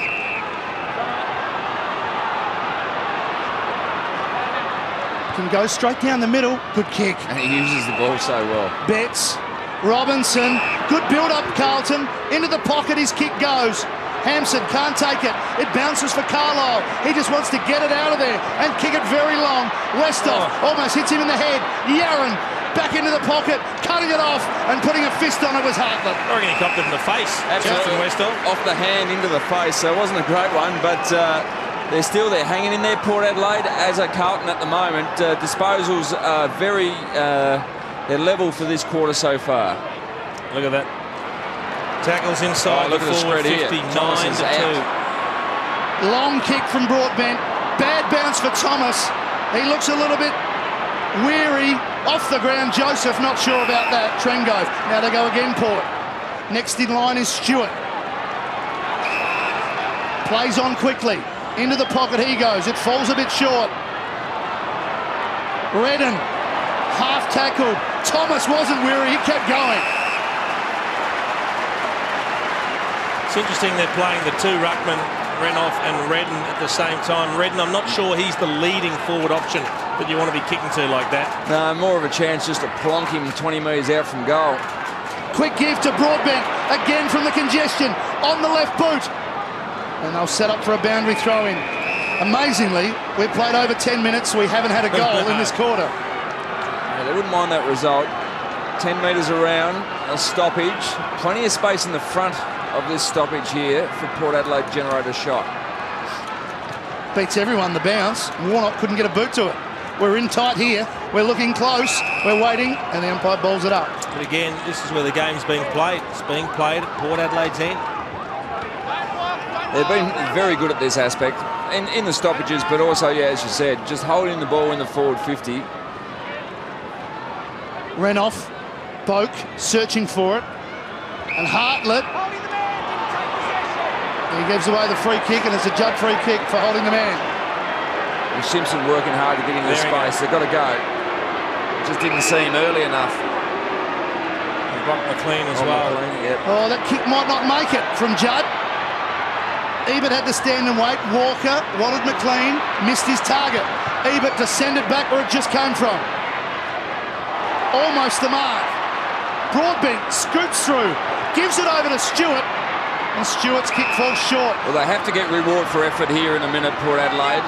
Otherwise, a good team, such as Carlton when they're at their best, are going to hurt you eventually. Although what they are doing by playing the game at this end is the clock's becoming an enemy for Carlton as well. Well, back in 2008, this very ground, late in the third quarter, Port led by 38 points. Carlton kicked the last 8 goals of the game to pinch it. Forget what I said about the clock then. Long kick in, everybody misses it. Joseph made the error, cleaned up by Scotland. And that's not a good kick. He's usually a magnificent kick of the footy, and no pressure, puts it out on the full. Well, the issue was everybody further afield for Carlton was manned up, and it needed to be a perfect kick to hit Eddie Betts because Surgeon was right on his hammer. Oh, he had the ruckman in short too. Renouf had worked hard. Sets it up. Oh, big grab. Big jump from Hampson. So he kicks it to the other ruckman. But how are they going to work their way through this here, Carlton? I mean, they're going to concede a goal here in a minute. They can't just rely on big grabs like that. That's a push. Yeah, it's not smart by Jacobs. Well, look, he's prone to the odd decision-making error, Ben Jacobs, but he'll learn when he gets more games under his belt to make better decisions. Long kick. Well, Surgeon ran underneath it. Chaplin took the body on. Punch forward. Walker takes it out. I agree with you, Jason. I think that the clock will be their enemy very soon, Carlton. Yep. They need to take a bit of a risk and go through the corridor now. It's time to roll the dice. You might as well lose by 10 goals as to not really challenge the scoreboard. Well, they'll lose by 10 goals. They keep this up because they don't look like scoring at the moment. Pierce off the ground. Ricochets back to Corns. In some traffic, wanted Carlisle. No better man in traffic than Judd. Look at the pace of Pierce. Good option. Got it going in the right direction. Now a chance for Schultz. Waits for the bounce. Didn't come to him. Second effort. Gets some help from Boak. Off his boot. It falls for Ellard. Trengove. Robinson was there, picked up by Renouf and just belted forward. Thomas comes at Tui, ball out through the interchange area. He does have a crack, Matt Thomas. He goes hard at the footy. Everything's a massive contest for him, and he's been terrific in that contesting half-forward role. We're over halfway through this third quarter. The margin has grown by just 3 behinds. No goals yet as Hampson pushes it forward. But in the way, and down the line from Hartlett to Ebert. Crunched by Hampson. Chance for Schultz. Ebert's there again, it's Brett Ebert. Bauer slides in, Boak, back to Brett Ebert, fumble, kick, oh look at this, it's bouncing towards the goal, Westhoff off the ground. The goalkeeper was there, somehow that ball stayed in, and now Carlton can run it out. Maybe this is their chance. Garlett on the outer side, down the line, that was a supreme hard running from Brock McLean. He's got Curnow going forward. And he goes longer, but it's 2-on-1. Into the lights, Trengove. Play on the call. Carlton swarming, they've got some numbers here. And they're waiting for it to come out. And it does. But it's now out of bounds. Port refused to give in. That was good in that Carlton had some runners going out on the far side, but Port Adelaide's ability to transition into defensive running was fantastic. Got out in front to cover the offensive run of Carlton. Hampson and Renouf do battle. Down it goes at ground level. Flips out. Who's first to it? Judd. Pfeiffer went to slide in. Now Stewart fumbles it professionally. Port have got right on top of the clearance situation here. They've won 8 of the last 10 clearances, and that's why largely the game's been played in their forward half. Matthew Primus hoping for 3 wins in a row for Port Adelaide. McLean to LR through the legs of Armfield. Great smother again. It's the desperation of every contest that has worked for Port Adelaide tonight. Watch this from Stewart. That was like Hartlett's in probably the same position in the second quarter. They're just prepared to get their head over the ball and contest every time. Even if they don't take possession, they're making it impossible for Carlton to have a clean possession. Not fought by Renouf. Bootsma got it to Judd. Into Watson, who does kick it a long way. It carries, and it's punched through by Chaplin. He's had the slippery hands tonight, Troy Chaplin. He's grasped a few. Plays on quickly, though, to get it out to Broadbent. Now, he's going to have to kick it a long way to make it down the line, and he did. Oh, that's a good kick. That's a great kick. Now he's going to have to be a little bit more prudent. That was Carlton's 5th inside 50. Port Adelaide have 12 for this term. Boak sets it up, and it's set it up for the wrong man. It's Watson who takes the mark. 7.5 minutes remaining in this third quarter. Still no goals. 4 points to 2 points in favour of Port. Yep. Not a good kick. Touched off the boot. Walker attacked it hard. By hand, he gives it over to Joseph, who gets right underneath it. Just kicks it up in the air and says, good luck. Falls to Carlisle. Gibbs and Betts. Garlett. Ran out of time. He did. He was just at 5 metres behind the ball too much, and things just aren't working for Carlton at the moment. They've got to keep working, getting numbers to the contest, just so they can try to generate a goal here to keep them in the game. I think we'd like a goal at either end right now. It fell for Betts to Simpson. High, wide and handsome, but he scores a point. You get the feeling there's one coming, Jason. Well, something has to give, doesn't it? But this suits Port Adelaide at the moment. They've built a commanding lead. They're still creating a contest every time the ball's up for grabs. Chaplin the long kick. Redden the target. It's going to come back off the spoil. Hartlett will take him on to Redden. Broadbent having a terrific game. 26 disposals for him. Kicks it long again. Westhoff pushes off of Watson. Cromer needed, and they did it well. Yeah, Westhoff not happy there. He thought it may have been the hand, the back, but Boak was in the right position because Westhoff's role was just to get the ball to ground. So some nice work from the 2 Port Adelaide players. Again, the defence from Carlton are under siege at the moment. Warnock down in front, looking for Judd. Boak coming through. Brad Evert over the top. We'll have another bounce. Or will we? Oh, it's out. It's out the back to Hartlett. Bootsma standing in front of Schultz.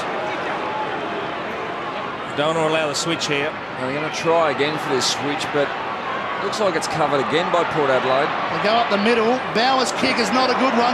Commitment from Brad Ebert. Broadbent, he can't keep getting possessions. He's out on his feet. Through Redden's legs. Warnock down low. Slippery ball. They all go in over the top. They want holding the ball. They might get it this time. They may get it this time.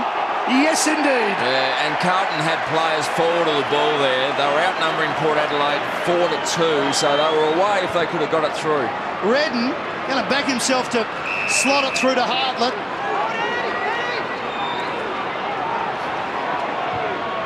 Short. Thomas, 75 metres from goal. Probably a bit more patience from Port Adelaide. They've been peppering the forward 50. Maybe just take their time and... Well, he's in trouble, but he got free. Oh, he's going to go again. He was going to go again. He decided to give it to Hartlett, who that's the way. kicked a magnificent goal and made that too. He's a star. Well, Jace, you couldn't kick a goal from those first 12 inside 50s when the ball at one stage was at a marking contest 15 metres out from goal. Great effort from Port Adelaide. Once again, they're working really hard at the contest, getting numbers to the contest. And it finally took, after a free kick here, holding the ball, really tough decision this one, took a bit of class from one of their young guns. 55 metres from the boundary line, straight over the goal umpire's hat for a goal, just to break the ice.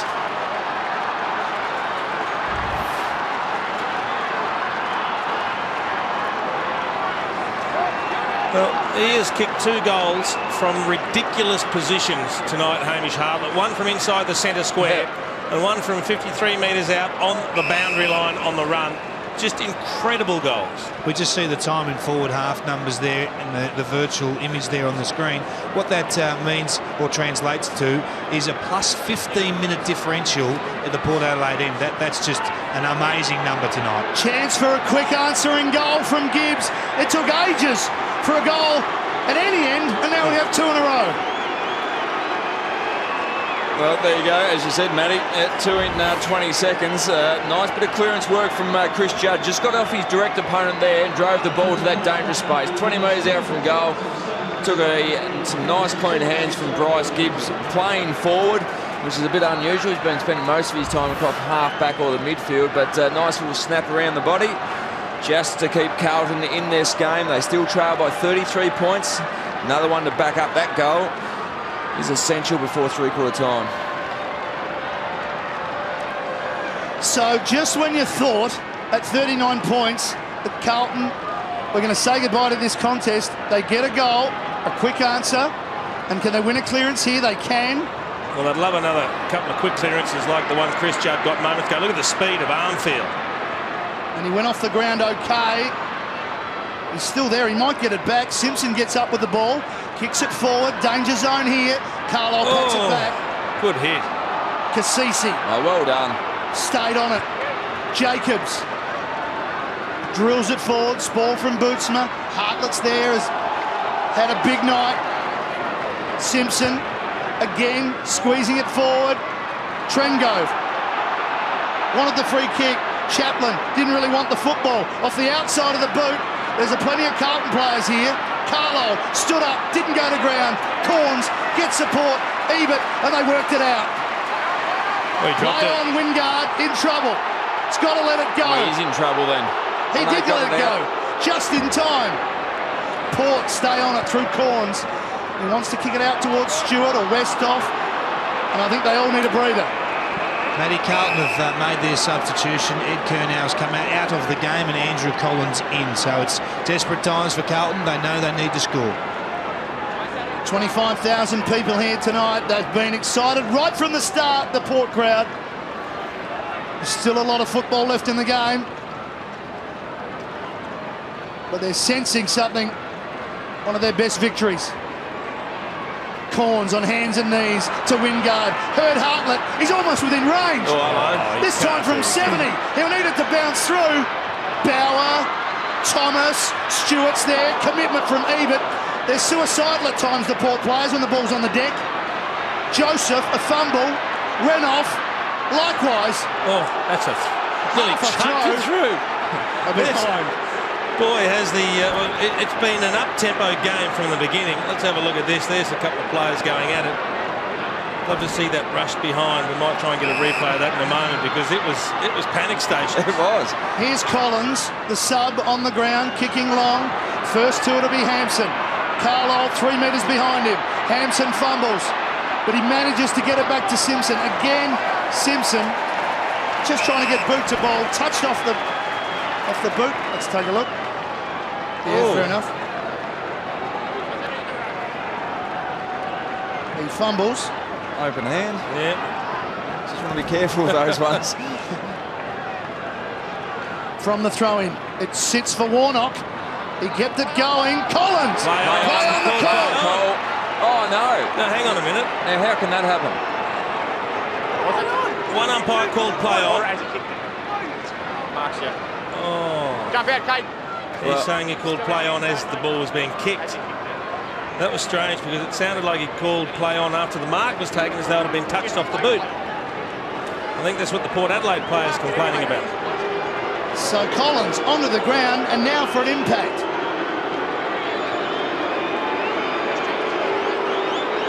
Distance won't be a problem.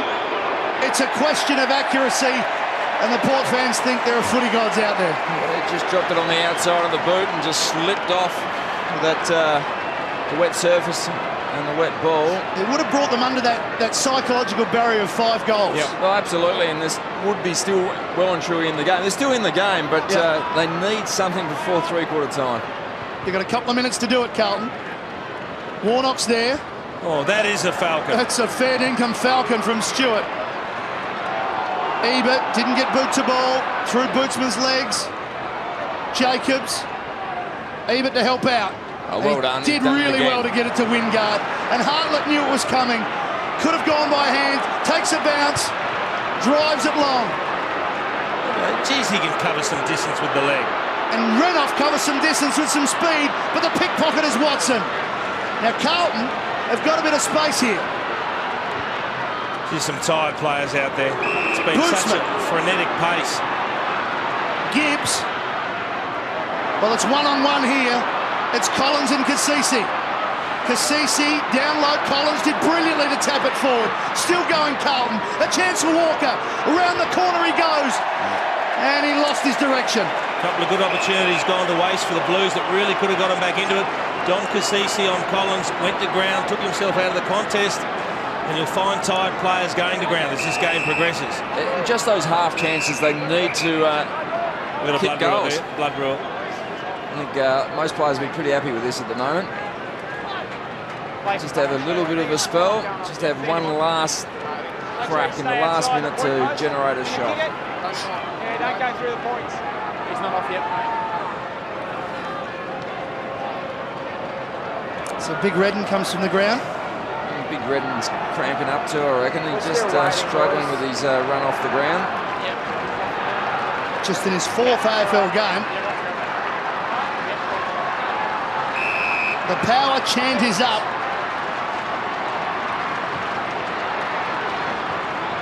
As we restart with Pfeiffer playing the percentage and kicking it long.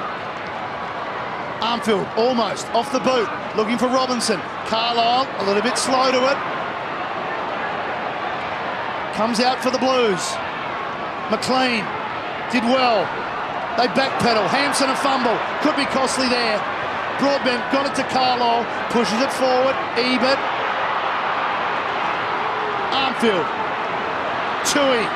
Now Scotland. Off a step. Pulls his kick. Oh, they're out this side.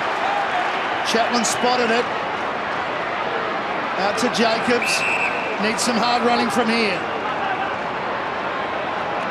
That was hard running from both teams, actually, to push over it to block this wing up from Carlton's point of view.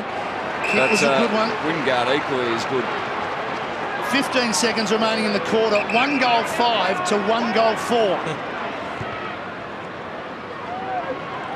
Target was Renoff. Got him. And a smother off the boot. Bootsma sends it back. An enthralling third quarter. Tight football. Goals extremely hard to come by. But the end result for the Port Adelaide fans is that at halftime they led by 32, and they won't be unhappy to lead by 33 points at three-quarter time, and they have given themselves a real chance for this third win in a row.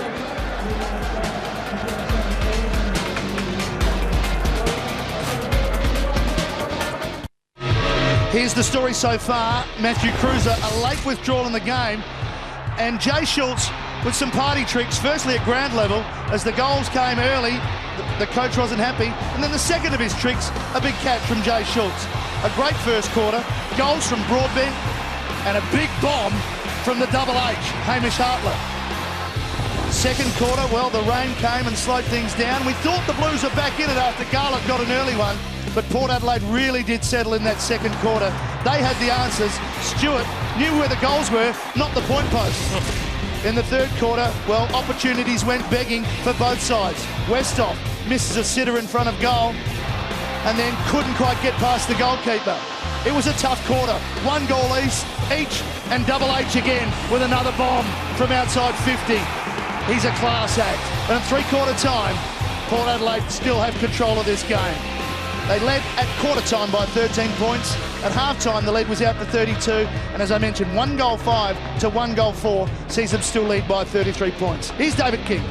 Thanks, Matty. I think the reason that Port are in this game is because the midfield dominance. They've been amazing tonight. They've smashed the Carlton midfield, and largely because of the inclusion and the improvement of Matty Broadbent. Let's have a look at the plotting of his possessions tonight. You can see there, good spread across half-back, the red dots there, just his possessions. The G's are the goal involvements. He's had 27 possessions. He's been involved in 6 score involvements, 4 of those goals. He's been the barometer for them all year. His biggest games for the year have been the 3 wins they've had so far this season and what looks like being a win tonight. Thanks, David. Yes, he's been terrific with 27 disposals. Well, we do know, though, that 33 points isn't a huge margin if you get on a roll in this caper. And the last thing Port would want to do is concede the first goal. The Blues will be savage. They'll be thinking they can still steal this. They get a quick clearance and shoot the ball forward. Look out.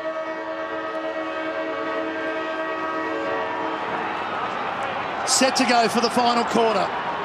The Blues to come at Port, and they get the first possession. He's kicked it backwards. He's kicked it the wrong way, unfortunately, Gibbs. And it's bounced straight to Wingard, who tried to get it out wide to Stewart. Five for a fumble. Warnock. The first inside 50 to Carlton. And the first shot at goal coming up. Hampson from 30 metres out. And the Blues get it. Well, great pressure from Carlton, and we saw Port Adelaide fumble the ball when the ball was pushed backwards, and that's exactly what we've seen the other way. Here's the fumble, move the ball backwards, and that's a bad fumble. That's what we saw Carlton doing in the first half, especially, but a goal resulted. Good finish by Hampson, and a really nice bit of work. There's the split screen of the Port Adelaide coach, Matty Primus. He's filthy with that one. 30 seconds, Jason. Didn't take long. That's all it took. And I reckon Matty Primus mentioned one player's name twice in that little verbal there. That was Darren Fife, the man that fumbled the footy. Just to sow the seed of doubt in the Port players' minds. And having Carlton lifted all of a sudden. And they've won another clearance out of the middle. Collins with Cassisi. This time Collins goes to ground. Cassisi trying to get the free kick. He's holding it in with him. Umpire skirts the pack, says, I'll take it. As you said, Fife a fumble was critical, but when you move the ball backwards under that sort of pressure, it's easy to fumble, and that's where turnovers certainly happen. See the ball held under by Cassisi there, but didn't get the free kick. Brad Ebert wins that clearance. Tui the spoil. Hard work, clash. Big clash. Schultz on Tui. Schultz yet to get up. Brad Ebert through some traffic. Hartlett. Wingard, open forward line. Pearce has got speed. So's Jared. This should be a terrific race. Pearce pushes off, goes back. Good help out though, but it falls for Stewart. And he misses. Daniel Pearce not real happy. He thought he might have been getting a free kick for in the back. Here's a big clash. Schultz coming off centre half forward. Big hit on Tui. Tui just bounced straight back up. Schultz, he was a few seconds behind him. Short kick to Jamison, who spots Bootsma on his own. You just wonder if the game has the capacity to open up a little bit in the last term because it's been played at such a pace. There's got to be some really tired players out there. This is where the guns with big tanks can come into it. Well, that's out in the full. There's the pressure. But that was great work from Kane Corns. Dropped off Chris Judd, who he's running with, to go up to Mitch Robinson to stop that short pass. Jay Schultz is coming off. He's in trouble. Schultz coming off the ground. Could be very crucial. Stewart by hand, hoping when he hit it forward. Thomas is there to tackle Collins. Robertson head down over the footy. Judd, pinched by Cassisi. Handball forward again. Westhoff, it sits for him. Off the left boot. He gets it to come back. He gets it to come all the way back. Ebert couldn't take the mark. Here's Scotland with a bit of time. No one to kick it to. He's had to go back. Walker off a step. Port Adelaide might send this back in. 3-on-1. They need to slip it here. Pfeiffer back to Redden. The big man just trying to chip it. That's not his go. Stewart. Tackle from Pfeiffer on McLean. Yeah, it was the wrong man distributing the football for Port Adelaide. You don't want the ruckman kicking. As we look at Jay Schultz, he really got crunched, Kingy. Real trouble down here. Right shoulder, I think, boys. He's come straight through the bench, getting medical assistance now. He looks like he's in real strife. I'm not sure we'll see Jay Schultz for the rest of the night. Might be those ribs. Yeah, might be down a bit lower. Yeah. High ball in. Pearce just had to attack it. Had to cause a contest. Boak tight in the pocket. Going back. Running out of space. Ebert sets it up. Thomas! Well, that's a big attempt. Port Adelaide doing the attacking at the moment. They lead by 28. They are, but they need to kick another goal, I reckon, to win the game.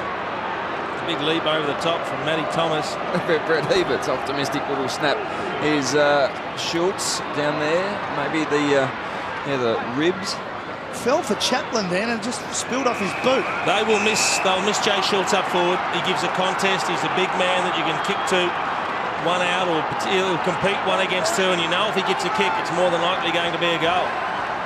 From the throw-in now, Redden, Brad Ebert, so good in traffic, releases Broadbent. He needs it to curl back. Matthew Broadbent kicks an almighty goal. Again, a clearance from a stoppage, and Brad Ebert was right in there amongst it. The number of times they've been so cool once they've won possession and find the right-hand pass to release. He just held it to draw a couple of players in and then found Broadbent, and that's a great finish as he was being tackled to still get the ball around the corner like that. Look at Ebert. He's a good player, Ebert. Just held it back, as you said. We've seen that a couple of occasions tonight. Port Adelaide players waiting till their opponent opens up into space. They're mates, and they've been reunited this season. There's no question that Broadbent's playing better because Brad Ebert's back in this team. Yeah, he's been a massive inclusion, Ebert, into this team. So the answering goal from Port Adelaide, and they win a clearance here through Jacobs. Brett Ebert couldn't take it. Through everybody's legs, including Boakes. Well, let's go down to David King. I think we've got some sub-action, have we, Kingy? Yeah, we have. Andrew Moore coming into the game. Jay Schultz in all sorts of trouble. I think you're right. A rib injury right up high, up under the armpit area, if you like. Just that high rib area. Had real trouble getting up the race as he was whisked away by the medical staff. Thanks, Kingy. So more to come on into the cauldron that is it's been an intense night. Yeah. I reckon he got a knock to that area as well when he took that big high contested mark in the first quarter. Yep. He landed on Justin Westhoff. So, look, it's been a gutsy performance from Schultz. He's been in everything. Scotland to clear for the Blues. It's a little bit up and under. Hartlett on hands and knees. Brett Ebert came in. And one thing's for sure, Port's attack on the footy hasn't dropped off. Hasn't dropped off from the first bounce, and it hasn't been at this level all year. It's been fantastic turnaround from Port over the last couple of weeks, but it's hit a new high tonight. Judd extracts that away from the congestion. Carlisle, Judd kept going, trying to lift his side and get him over the line. Couldn't quite do it there. They pile in over the top. You know, we talk about their attack on the footy tonight, and this is where it doesn't matter how much talent you've got, you can still have the effort. Their attack on the footy's been as good as any team in the competition. They mightn't always have the polish, but they've been as good as anyone at attacking the footy tonight. Almost a free kick. Yeah. He got cleaned up, young Jacobs, and he's A bit slow to get up, but now it's with Armfield who's going to take on Ebert. Got boot to ball, but Ebert did enough to push him wide, and Carlisle did the same. Jace, what did Carlton do now? They've got to just pull the trigger and try something different. It's not working. This Port Adelaide are keeping him at arm's length over the last 40 minutes of football. What do they try? Look, you can sit there and say you need to try something different, but nothing works if you haven't got good players getting their hands on the footy, and they haven't. Yep. I mean, Kate Simpson's had a dirty night. Chris Judd's worked hard, but hasn't been able to break free and get clear possessions. Scotland has had a quiet night by his standards. None of them have been able to dominate. Simpson, he got it forward. It's right on the last line, and it's a rush behind. In that little passage of play, smother, tackle, Ebert. That's been the sign of Port Adelaide's night, hasn't it? I think the one thing you can do, Jace, is put players in the midfield that with minimal touches can impact the scoreboard. I'd be putting Chris Yarran straight on ball now. You know he's a goal kicker with this time being their enemy now. A bit lucky there, Port, because Pearce really did make a meal of it. And Moore just comes onto the ground at the right time and gets his kick away. One-on-one inside 50. Ebert! Yes! Oh, what a kick from Moore. And Moore's continuing to the top of the square, working really well. Oh, he's chew down some time off the clock here. Take your time, try and kick the goal. Look, Moore came off the bench. The ball wasn't intended for him. It was intended for Thomas, but he took the bull by the horns. He attacked it, sprinted clear in the kick. He didn't have to break stride, Ebert. Did his best to drop it. He did his best to make a meal of it. He's usually a good kick at goal. Tough angle for the left footer. 59 degrees, the angle. Never likely.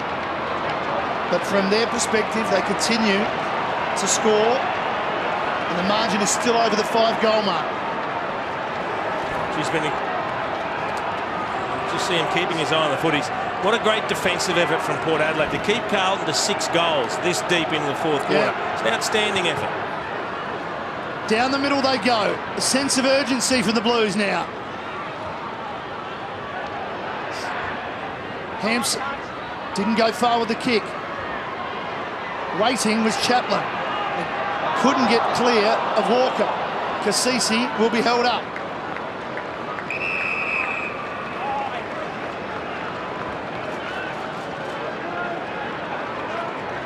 There's still massive players around, as we've seen all night around this stoppage. Just hasn't worked for Carlton. Should be trying to just open it up, try something different. They worked that well because Walker backed away from the contest straight away and it was punched out to him. And Collins, his kick easily smothered by Chaplin. Well, do you leave Eddie Betts in the forward 50 by himself, just trying to isolate him for something different? But, I mean, still got to get the ball down. Yeah, that's the main been thing. Their issue, hasn't it? Hampson down to Gibbs. Simpson has really found it hard, hasn't he? It's gone the wrong way, 25 metres. Yep. Bauer. Great tackle. You can't get past Matt Thomas. There's another smother. That was from Moore, new man on the ground. Thomas again. Head over the ball. Trying to bust past Bootsman. Look at him go. And he fed the handball through to Boak, who was mystified that he got through there. But again, what they do is they just keep the ball going in their direction. Here he is again, Thomas. With the spoil, Stewart, Thomas, finally goes to ground, but they refuse to let any Carlton player get an easy possession. I don't know if you've seen him up close, Kingy, but Matt Thomas, when he attacks the footy, it's with everything he's got, isn't it? And he's just come to the bench now for a well-earned rest. He's had the 17 disposals tonight, but 7 scoring involvements, and I think that just highlights the grunt work that's often unseen that he's done tonight. Hartlett, clearing kick, again, gets plenty of distance. Tui, a defensive punch to the line. I think Thomas has been typical of what we've seen dished up from Port Adelaide tonight. He's just work rate, ability to compete hard when he's out of position, and he's got plenty of teammates that have done or delivered very similar efforts. From the throw-in. Again, plenty of players around the ball, but it suited Port Adelaide, this style of game. They'll be happy to keep doing it. Absolutely. And the clock is now an issue. Yeah, it's a massive issue for them now. That's where I think Carlton have to change something up. They're not getting the ball out. Might as well pull 2 or 3 players out of this contest and put them in dangerous positions and back some of your guns to turn things around. Hartlett Bartlett, almost again. I understand what you're saying, Lynchy, but I think the reality of what's happening is that Port Adelaide has simply been too tough. They've won the contested possessions by a dozen odd. They're inside 50s plus 15. They've been more proficient with the football. The reality is Port have just been too good tonight. Yeah, Kingy, I reckon there's times when a coach becomes completely helpless because it doesn't matter what he does. Yeah, exactly right. Yeah, but look, you can make all the moves you like tonight. It's just Port have simply outplayed them and have wanted it a little bit more. Dare I say it, there are some people leaving. There are some Carlton fans that have had enough. Well, I don't reckon there's any Port fans leaving. They won't be leaving. No. They've had the 2 wins here at AAMI Stadium this year. They want to see their 3rd. Bootsma's kick, only as far as Trengove. Surgeon stayed down. Jacobs didn't get a lot on it.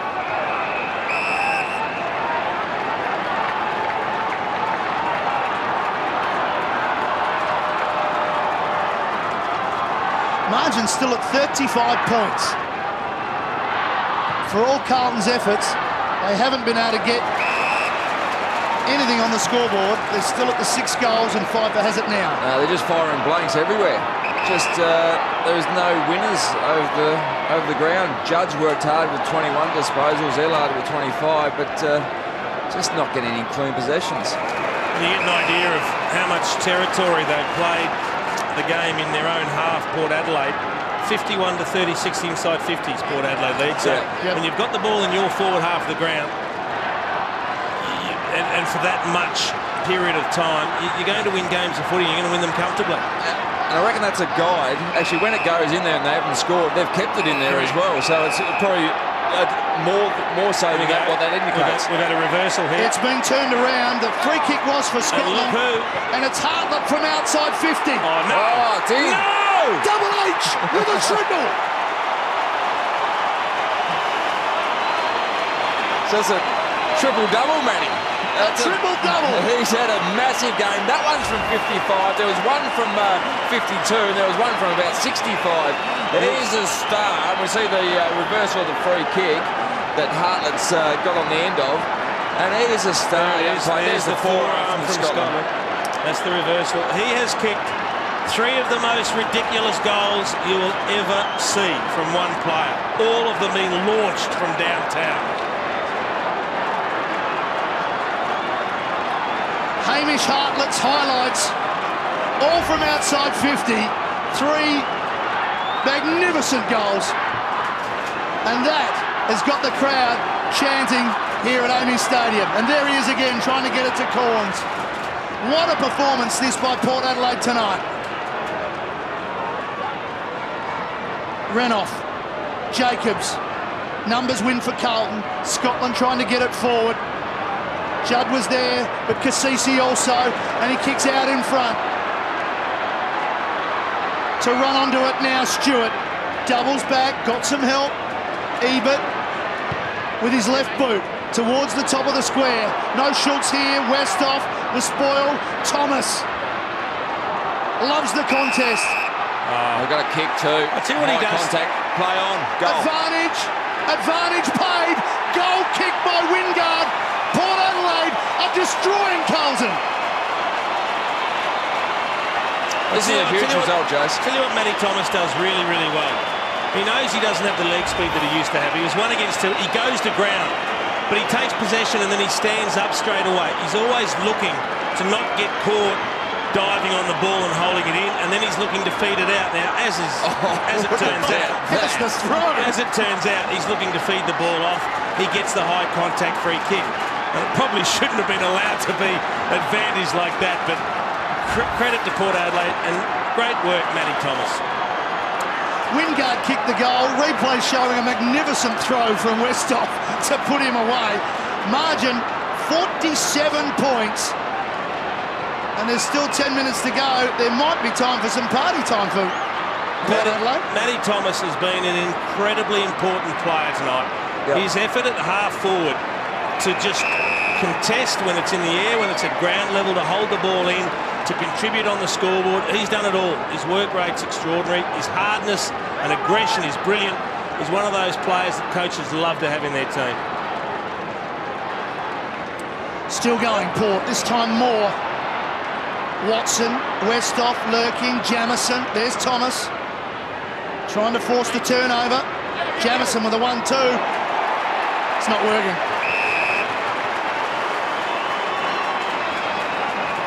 Once again, pressure again from Port Adelaide. Take the ball over the line. And Brett Ratton doesn't know where to turn. Doesn't know whether to pick up that phone or not. It's just not working. Any message that he's relaying to his players that they're not up to competing with Port Adelaide at the moment. Carlton had won 6 of their last 7 contests. But Port Adelaide have turned it around. Carlton have won their last 4 games against Port Adelaide here. Kick forward from Jacobs, off the ground. Thomas, bang, in he goes. Plenty of players come in. Contested possession, as we said, that's a critical issue for Port Adelaide, ranked 16th in the comp, 145 to 132, so they still lead that aspect of the game, but I don't think that's even a true reflection of how they've dominated that sort of that facet of the game. You know, it's funny, it's a night where you think it would have suited the Blues smalls, their dangerous small forwards.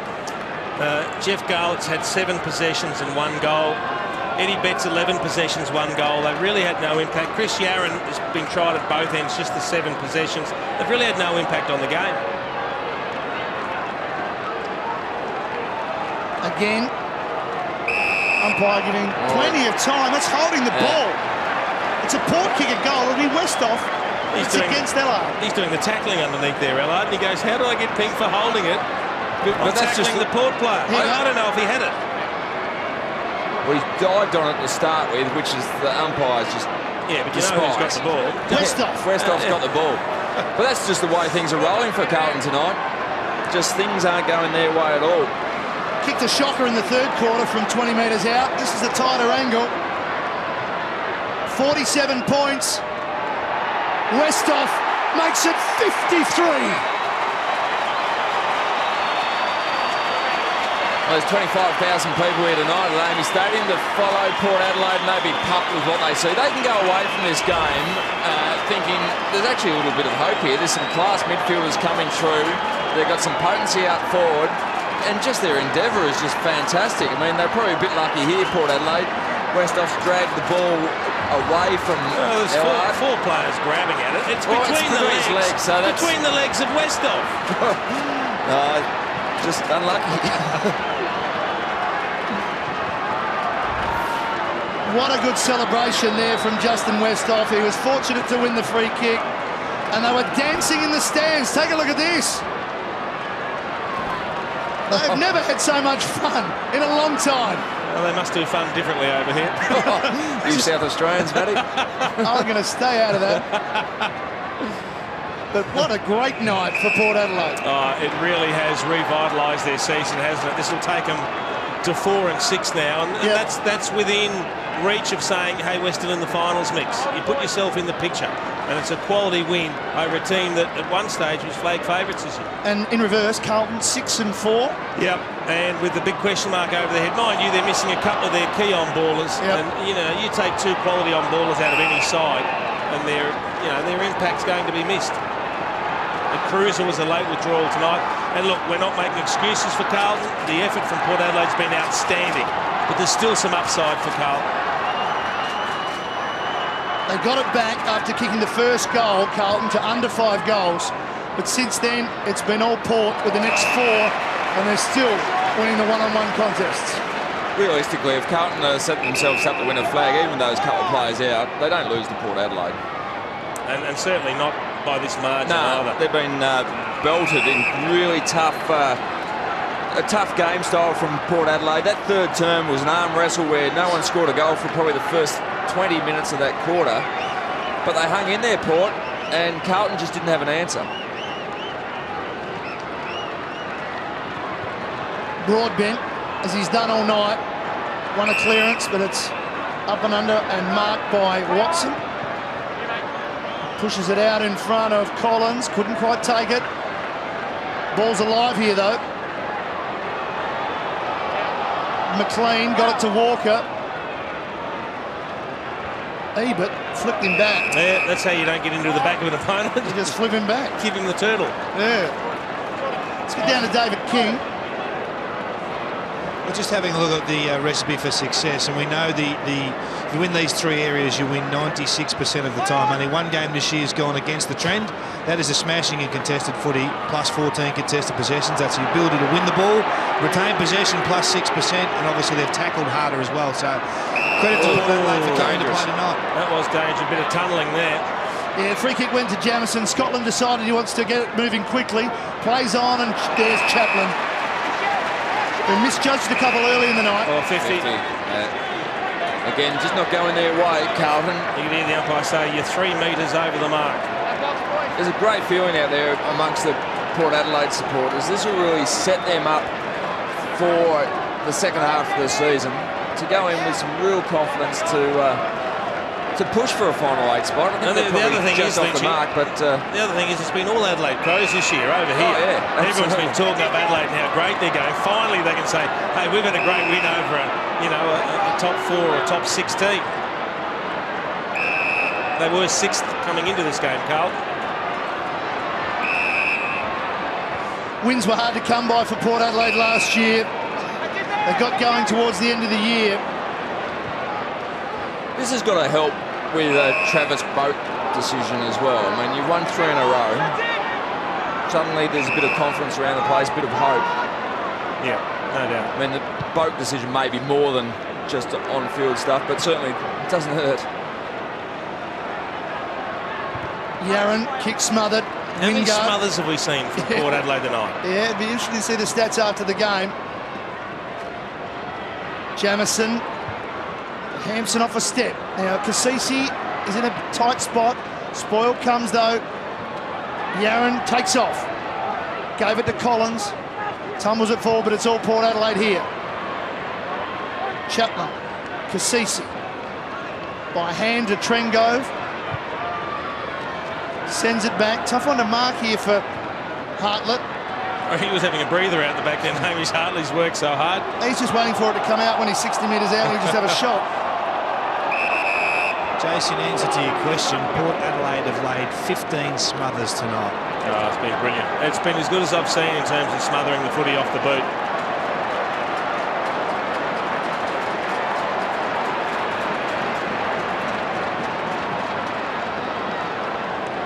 This suits Port. They're happy to just milk it.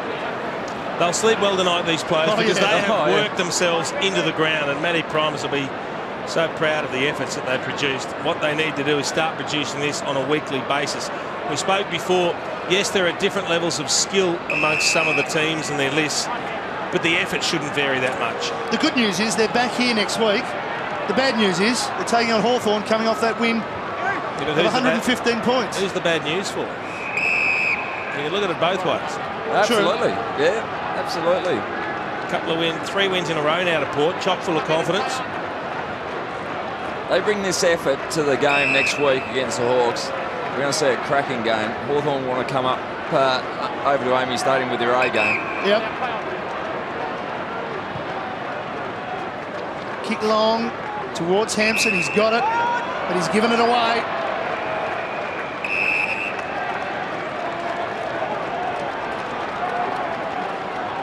A quiet night for that man, Jeff Garlett. Cassisi running with him at this stage, but just a handful of possessions, 7. Kicked a goal in that second term. Boat wins it, gives it to Hartlett. Corns off a step. Westhoff pushing away. Bootsman's with him. Westhoff won it. Wingard can't get free. Hoping to get it back to Ebert. Westhoff with a boot. Judd throws it on the left boot. Floats it forward. Big jump at it. Ball spills for McLean. He's swamped. Cassisi. Ebert on the ground. And Broadbent pushing it forward. Well, what about they just find ways to keep the ball going forward, don't they? They do. Just pressure on the ball carrier if they haven't got it, or knock it forward. Ebert's been a massive inclusion. Yeah. He's had 14 tackles tonight. He just had 14 tackles. He just had another one then. He's had the 19 disposals, but he is very, very hard around the contest. Pearce doesn't kick too many on his right boot, and he knows it. I reckon there would have been a celebration if he kicked that one. Oh, yeah. Let's have a look at the month ahead for Port Adelaide. We mentioned Hawthorn over here next week. Then they go to Etihad Stadium for the Western Bulldogs, and then Geelong down at Simmons Stadium after the bye. Corns. You wouldn't say any of them are out of the question given the way they're playing tonight. Little kick around the corner from Westhoff to Pearce, who thought about passing off.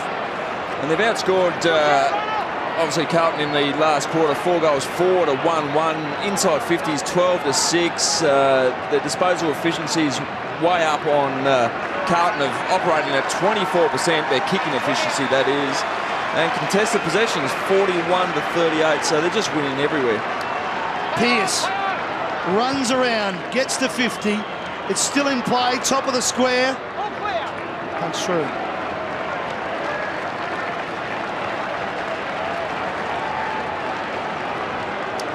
Brett Ratton looking on, and there's Carlton's next 4. A couple of big names there, Alistair.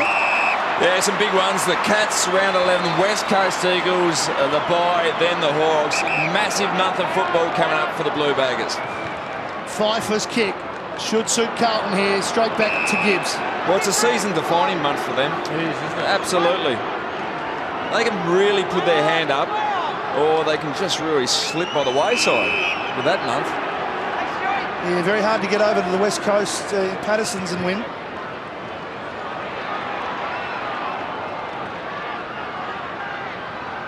Tui through the middle of the ground, but it's 2-on-1 here for Port. That's a free. Sure, yeah. Not paid. Chance for Tui to keep going. Walker steps around. How will it bounce? Wrong side of the post. All right, Jace, here's a test for you.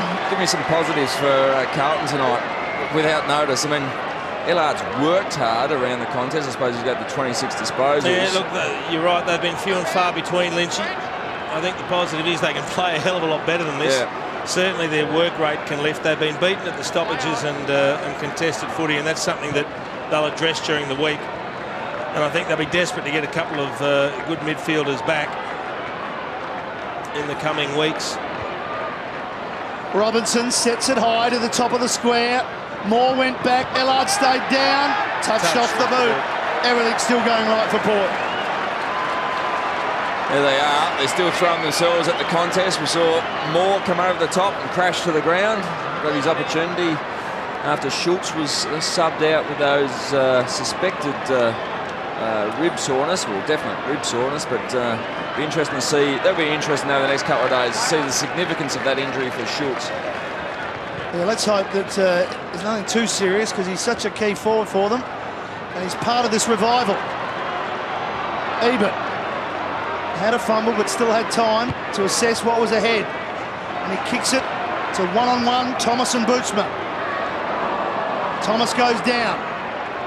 Not out of trouble yet. Bootsma goes with a torpedo off a step. Carlisle will slow things down. They've been solid back there, the big defenders for Port Adelaide. They've had a lot of midfield assistance because of the pressure applied by their midfielders, but they'd be very satisfied with the way they've worked. Gibbs, Yaron, again just another lazy that's barrel. a lazy kick. Yeah, that's a sign of desperation as well, isn't it? They've had a miserable night. Brett Ratton knows it. They'll be back to the drawing board this week. They've got a lot to work on. And it'll be as much about, I think, refreshing their minds and their attitudes as it is anything else. Over the top of Westhoff. Seconds remaining. Here a roar at AAMI Stadium for Port Adelaide that we haven't heard for quite a while, actually. I mean, they've only conceded 6 goals tonight. Yeah. Brilliant. That's the story. Off the ground, Renouf. There's the roar. Port fans witnessing a hat-trick of wins. And make no mistake, this team doesn't want to be involved in the also-rans. No, absolutely they don't. They've taken on a very good side tonight, and they've dismantled them at a really tough, physical, finals-like football brand of football with that hard tackling, hard pressure. and they've just done it beautifully in tough conditions at times with the driving rain, so slippery conditions, but they had a number of really good players. Broadbent we've spoken about. Corns was good. Hartlett's a class act, and I just love the addition of Ebert into the side. Oh, you're talking about Hamish Hartlett. He kicked 3 of the most spectacular goals you've ever seen tonight. I reckon he might be the man that David King's tracked down on the ground. Thanks, Jace. Yeah, I'm down here with Hamish, mate. What a performance. What a great performance by the side tonight. Yeah, it was fantastic. You know, we stuck to our structures all over the ground for the whole night, and something we probably haven't done all year, so that was really pleasing. I mean, the first half we started really well, and that's all we wanted to focus on in the second half, was sticking to our structures, winning the contested footy. I think we did that pretty well. What about yourself? This is the first time you've probably been really seriously fit at AFL level, given your body's let you down over the previous few years. You must be feeling great. Yeah, it's great. I mean, did have a few problems early on in my career, but a bit of consistency in my training, and you know, it's just great to be able to help guys like Blokey and Pearcey, the guys that get tagged week in, week out. We've got some great depth now in our midfield with Matty Broadbent and Brad Ebert playing really well too, so yeah, it's great. What about your goal kicking tonight? You had the sights on tonight, the radar was right tonight. Yeah, sometimes they go through and sometimes they don't, so no, it was nice to slot a couple, and you know, all that means kicking goals this year, so helping the forwards out a bit, which is great. Well, I picked up the footy record today and you're on the front cover there, and I thought, oh, I'm worried about the boy, but you've made a statement in the record that you want to lead this club. You're serious about it?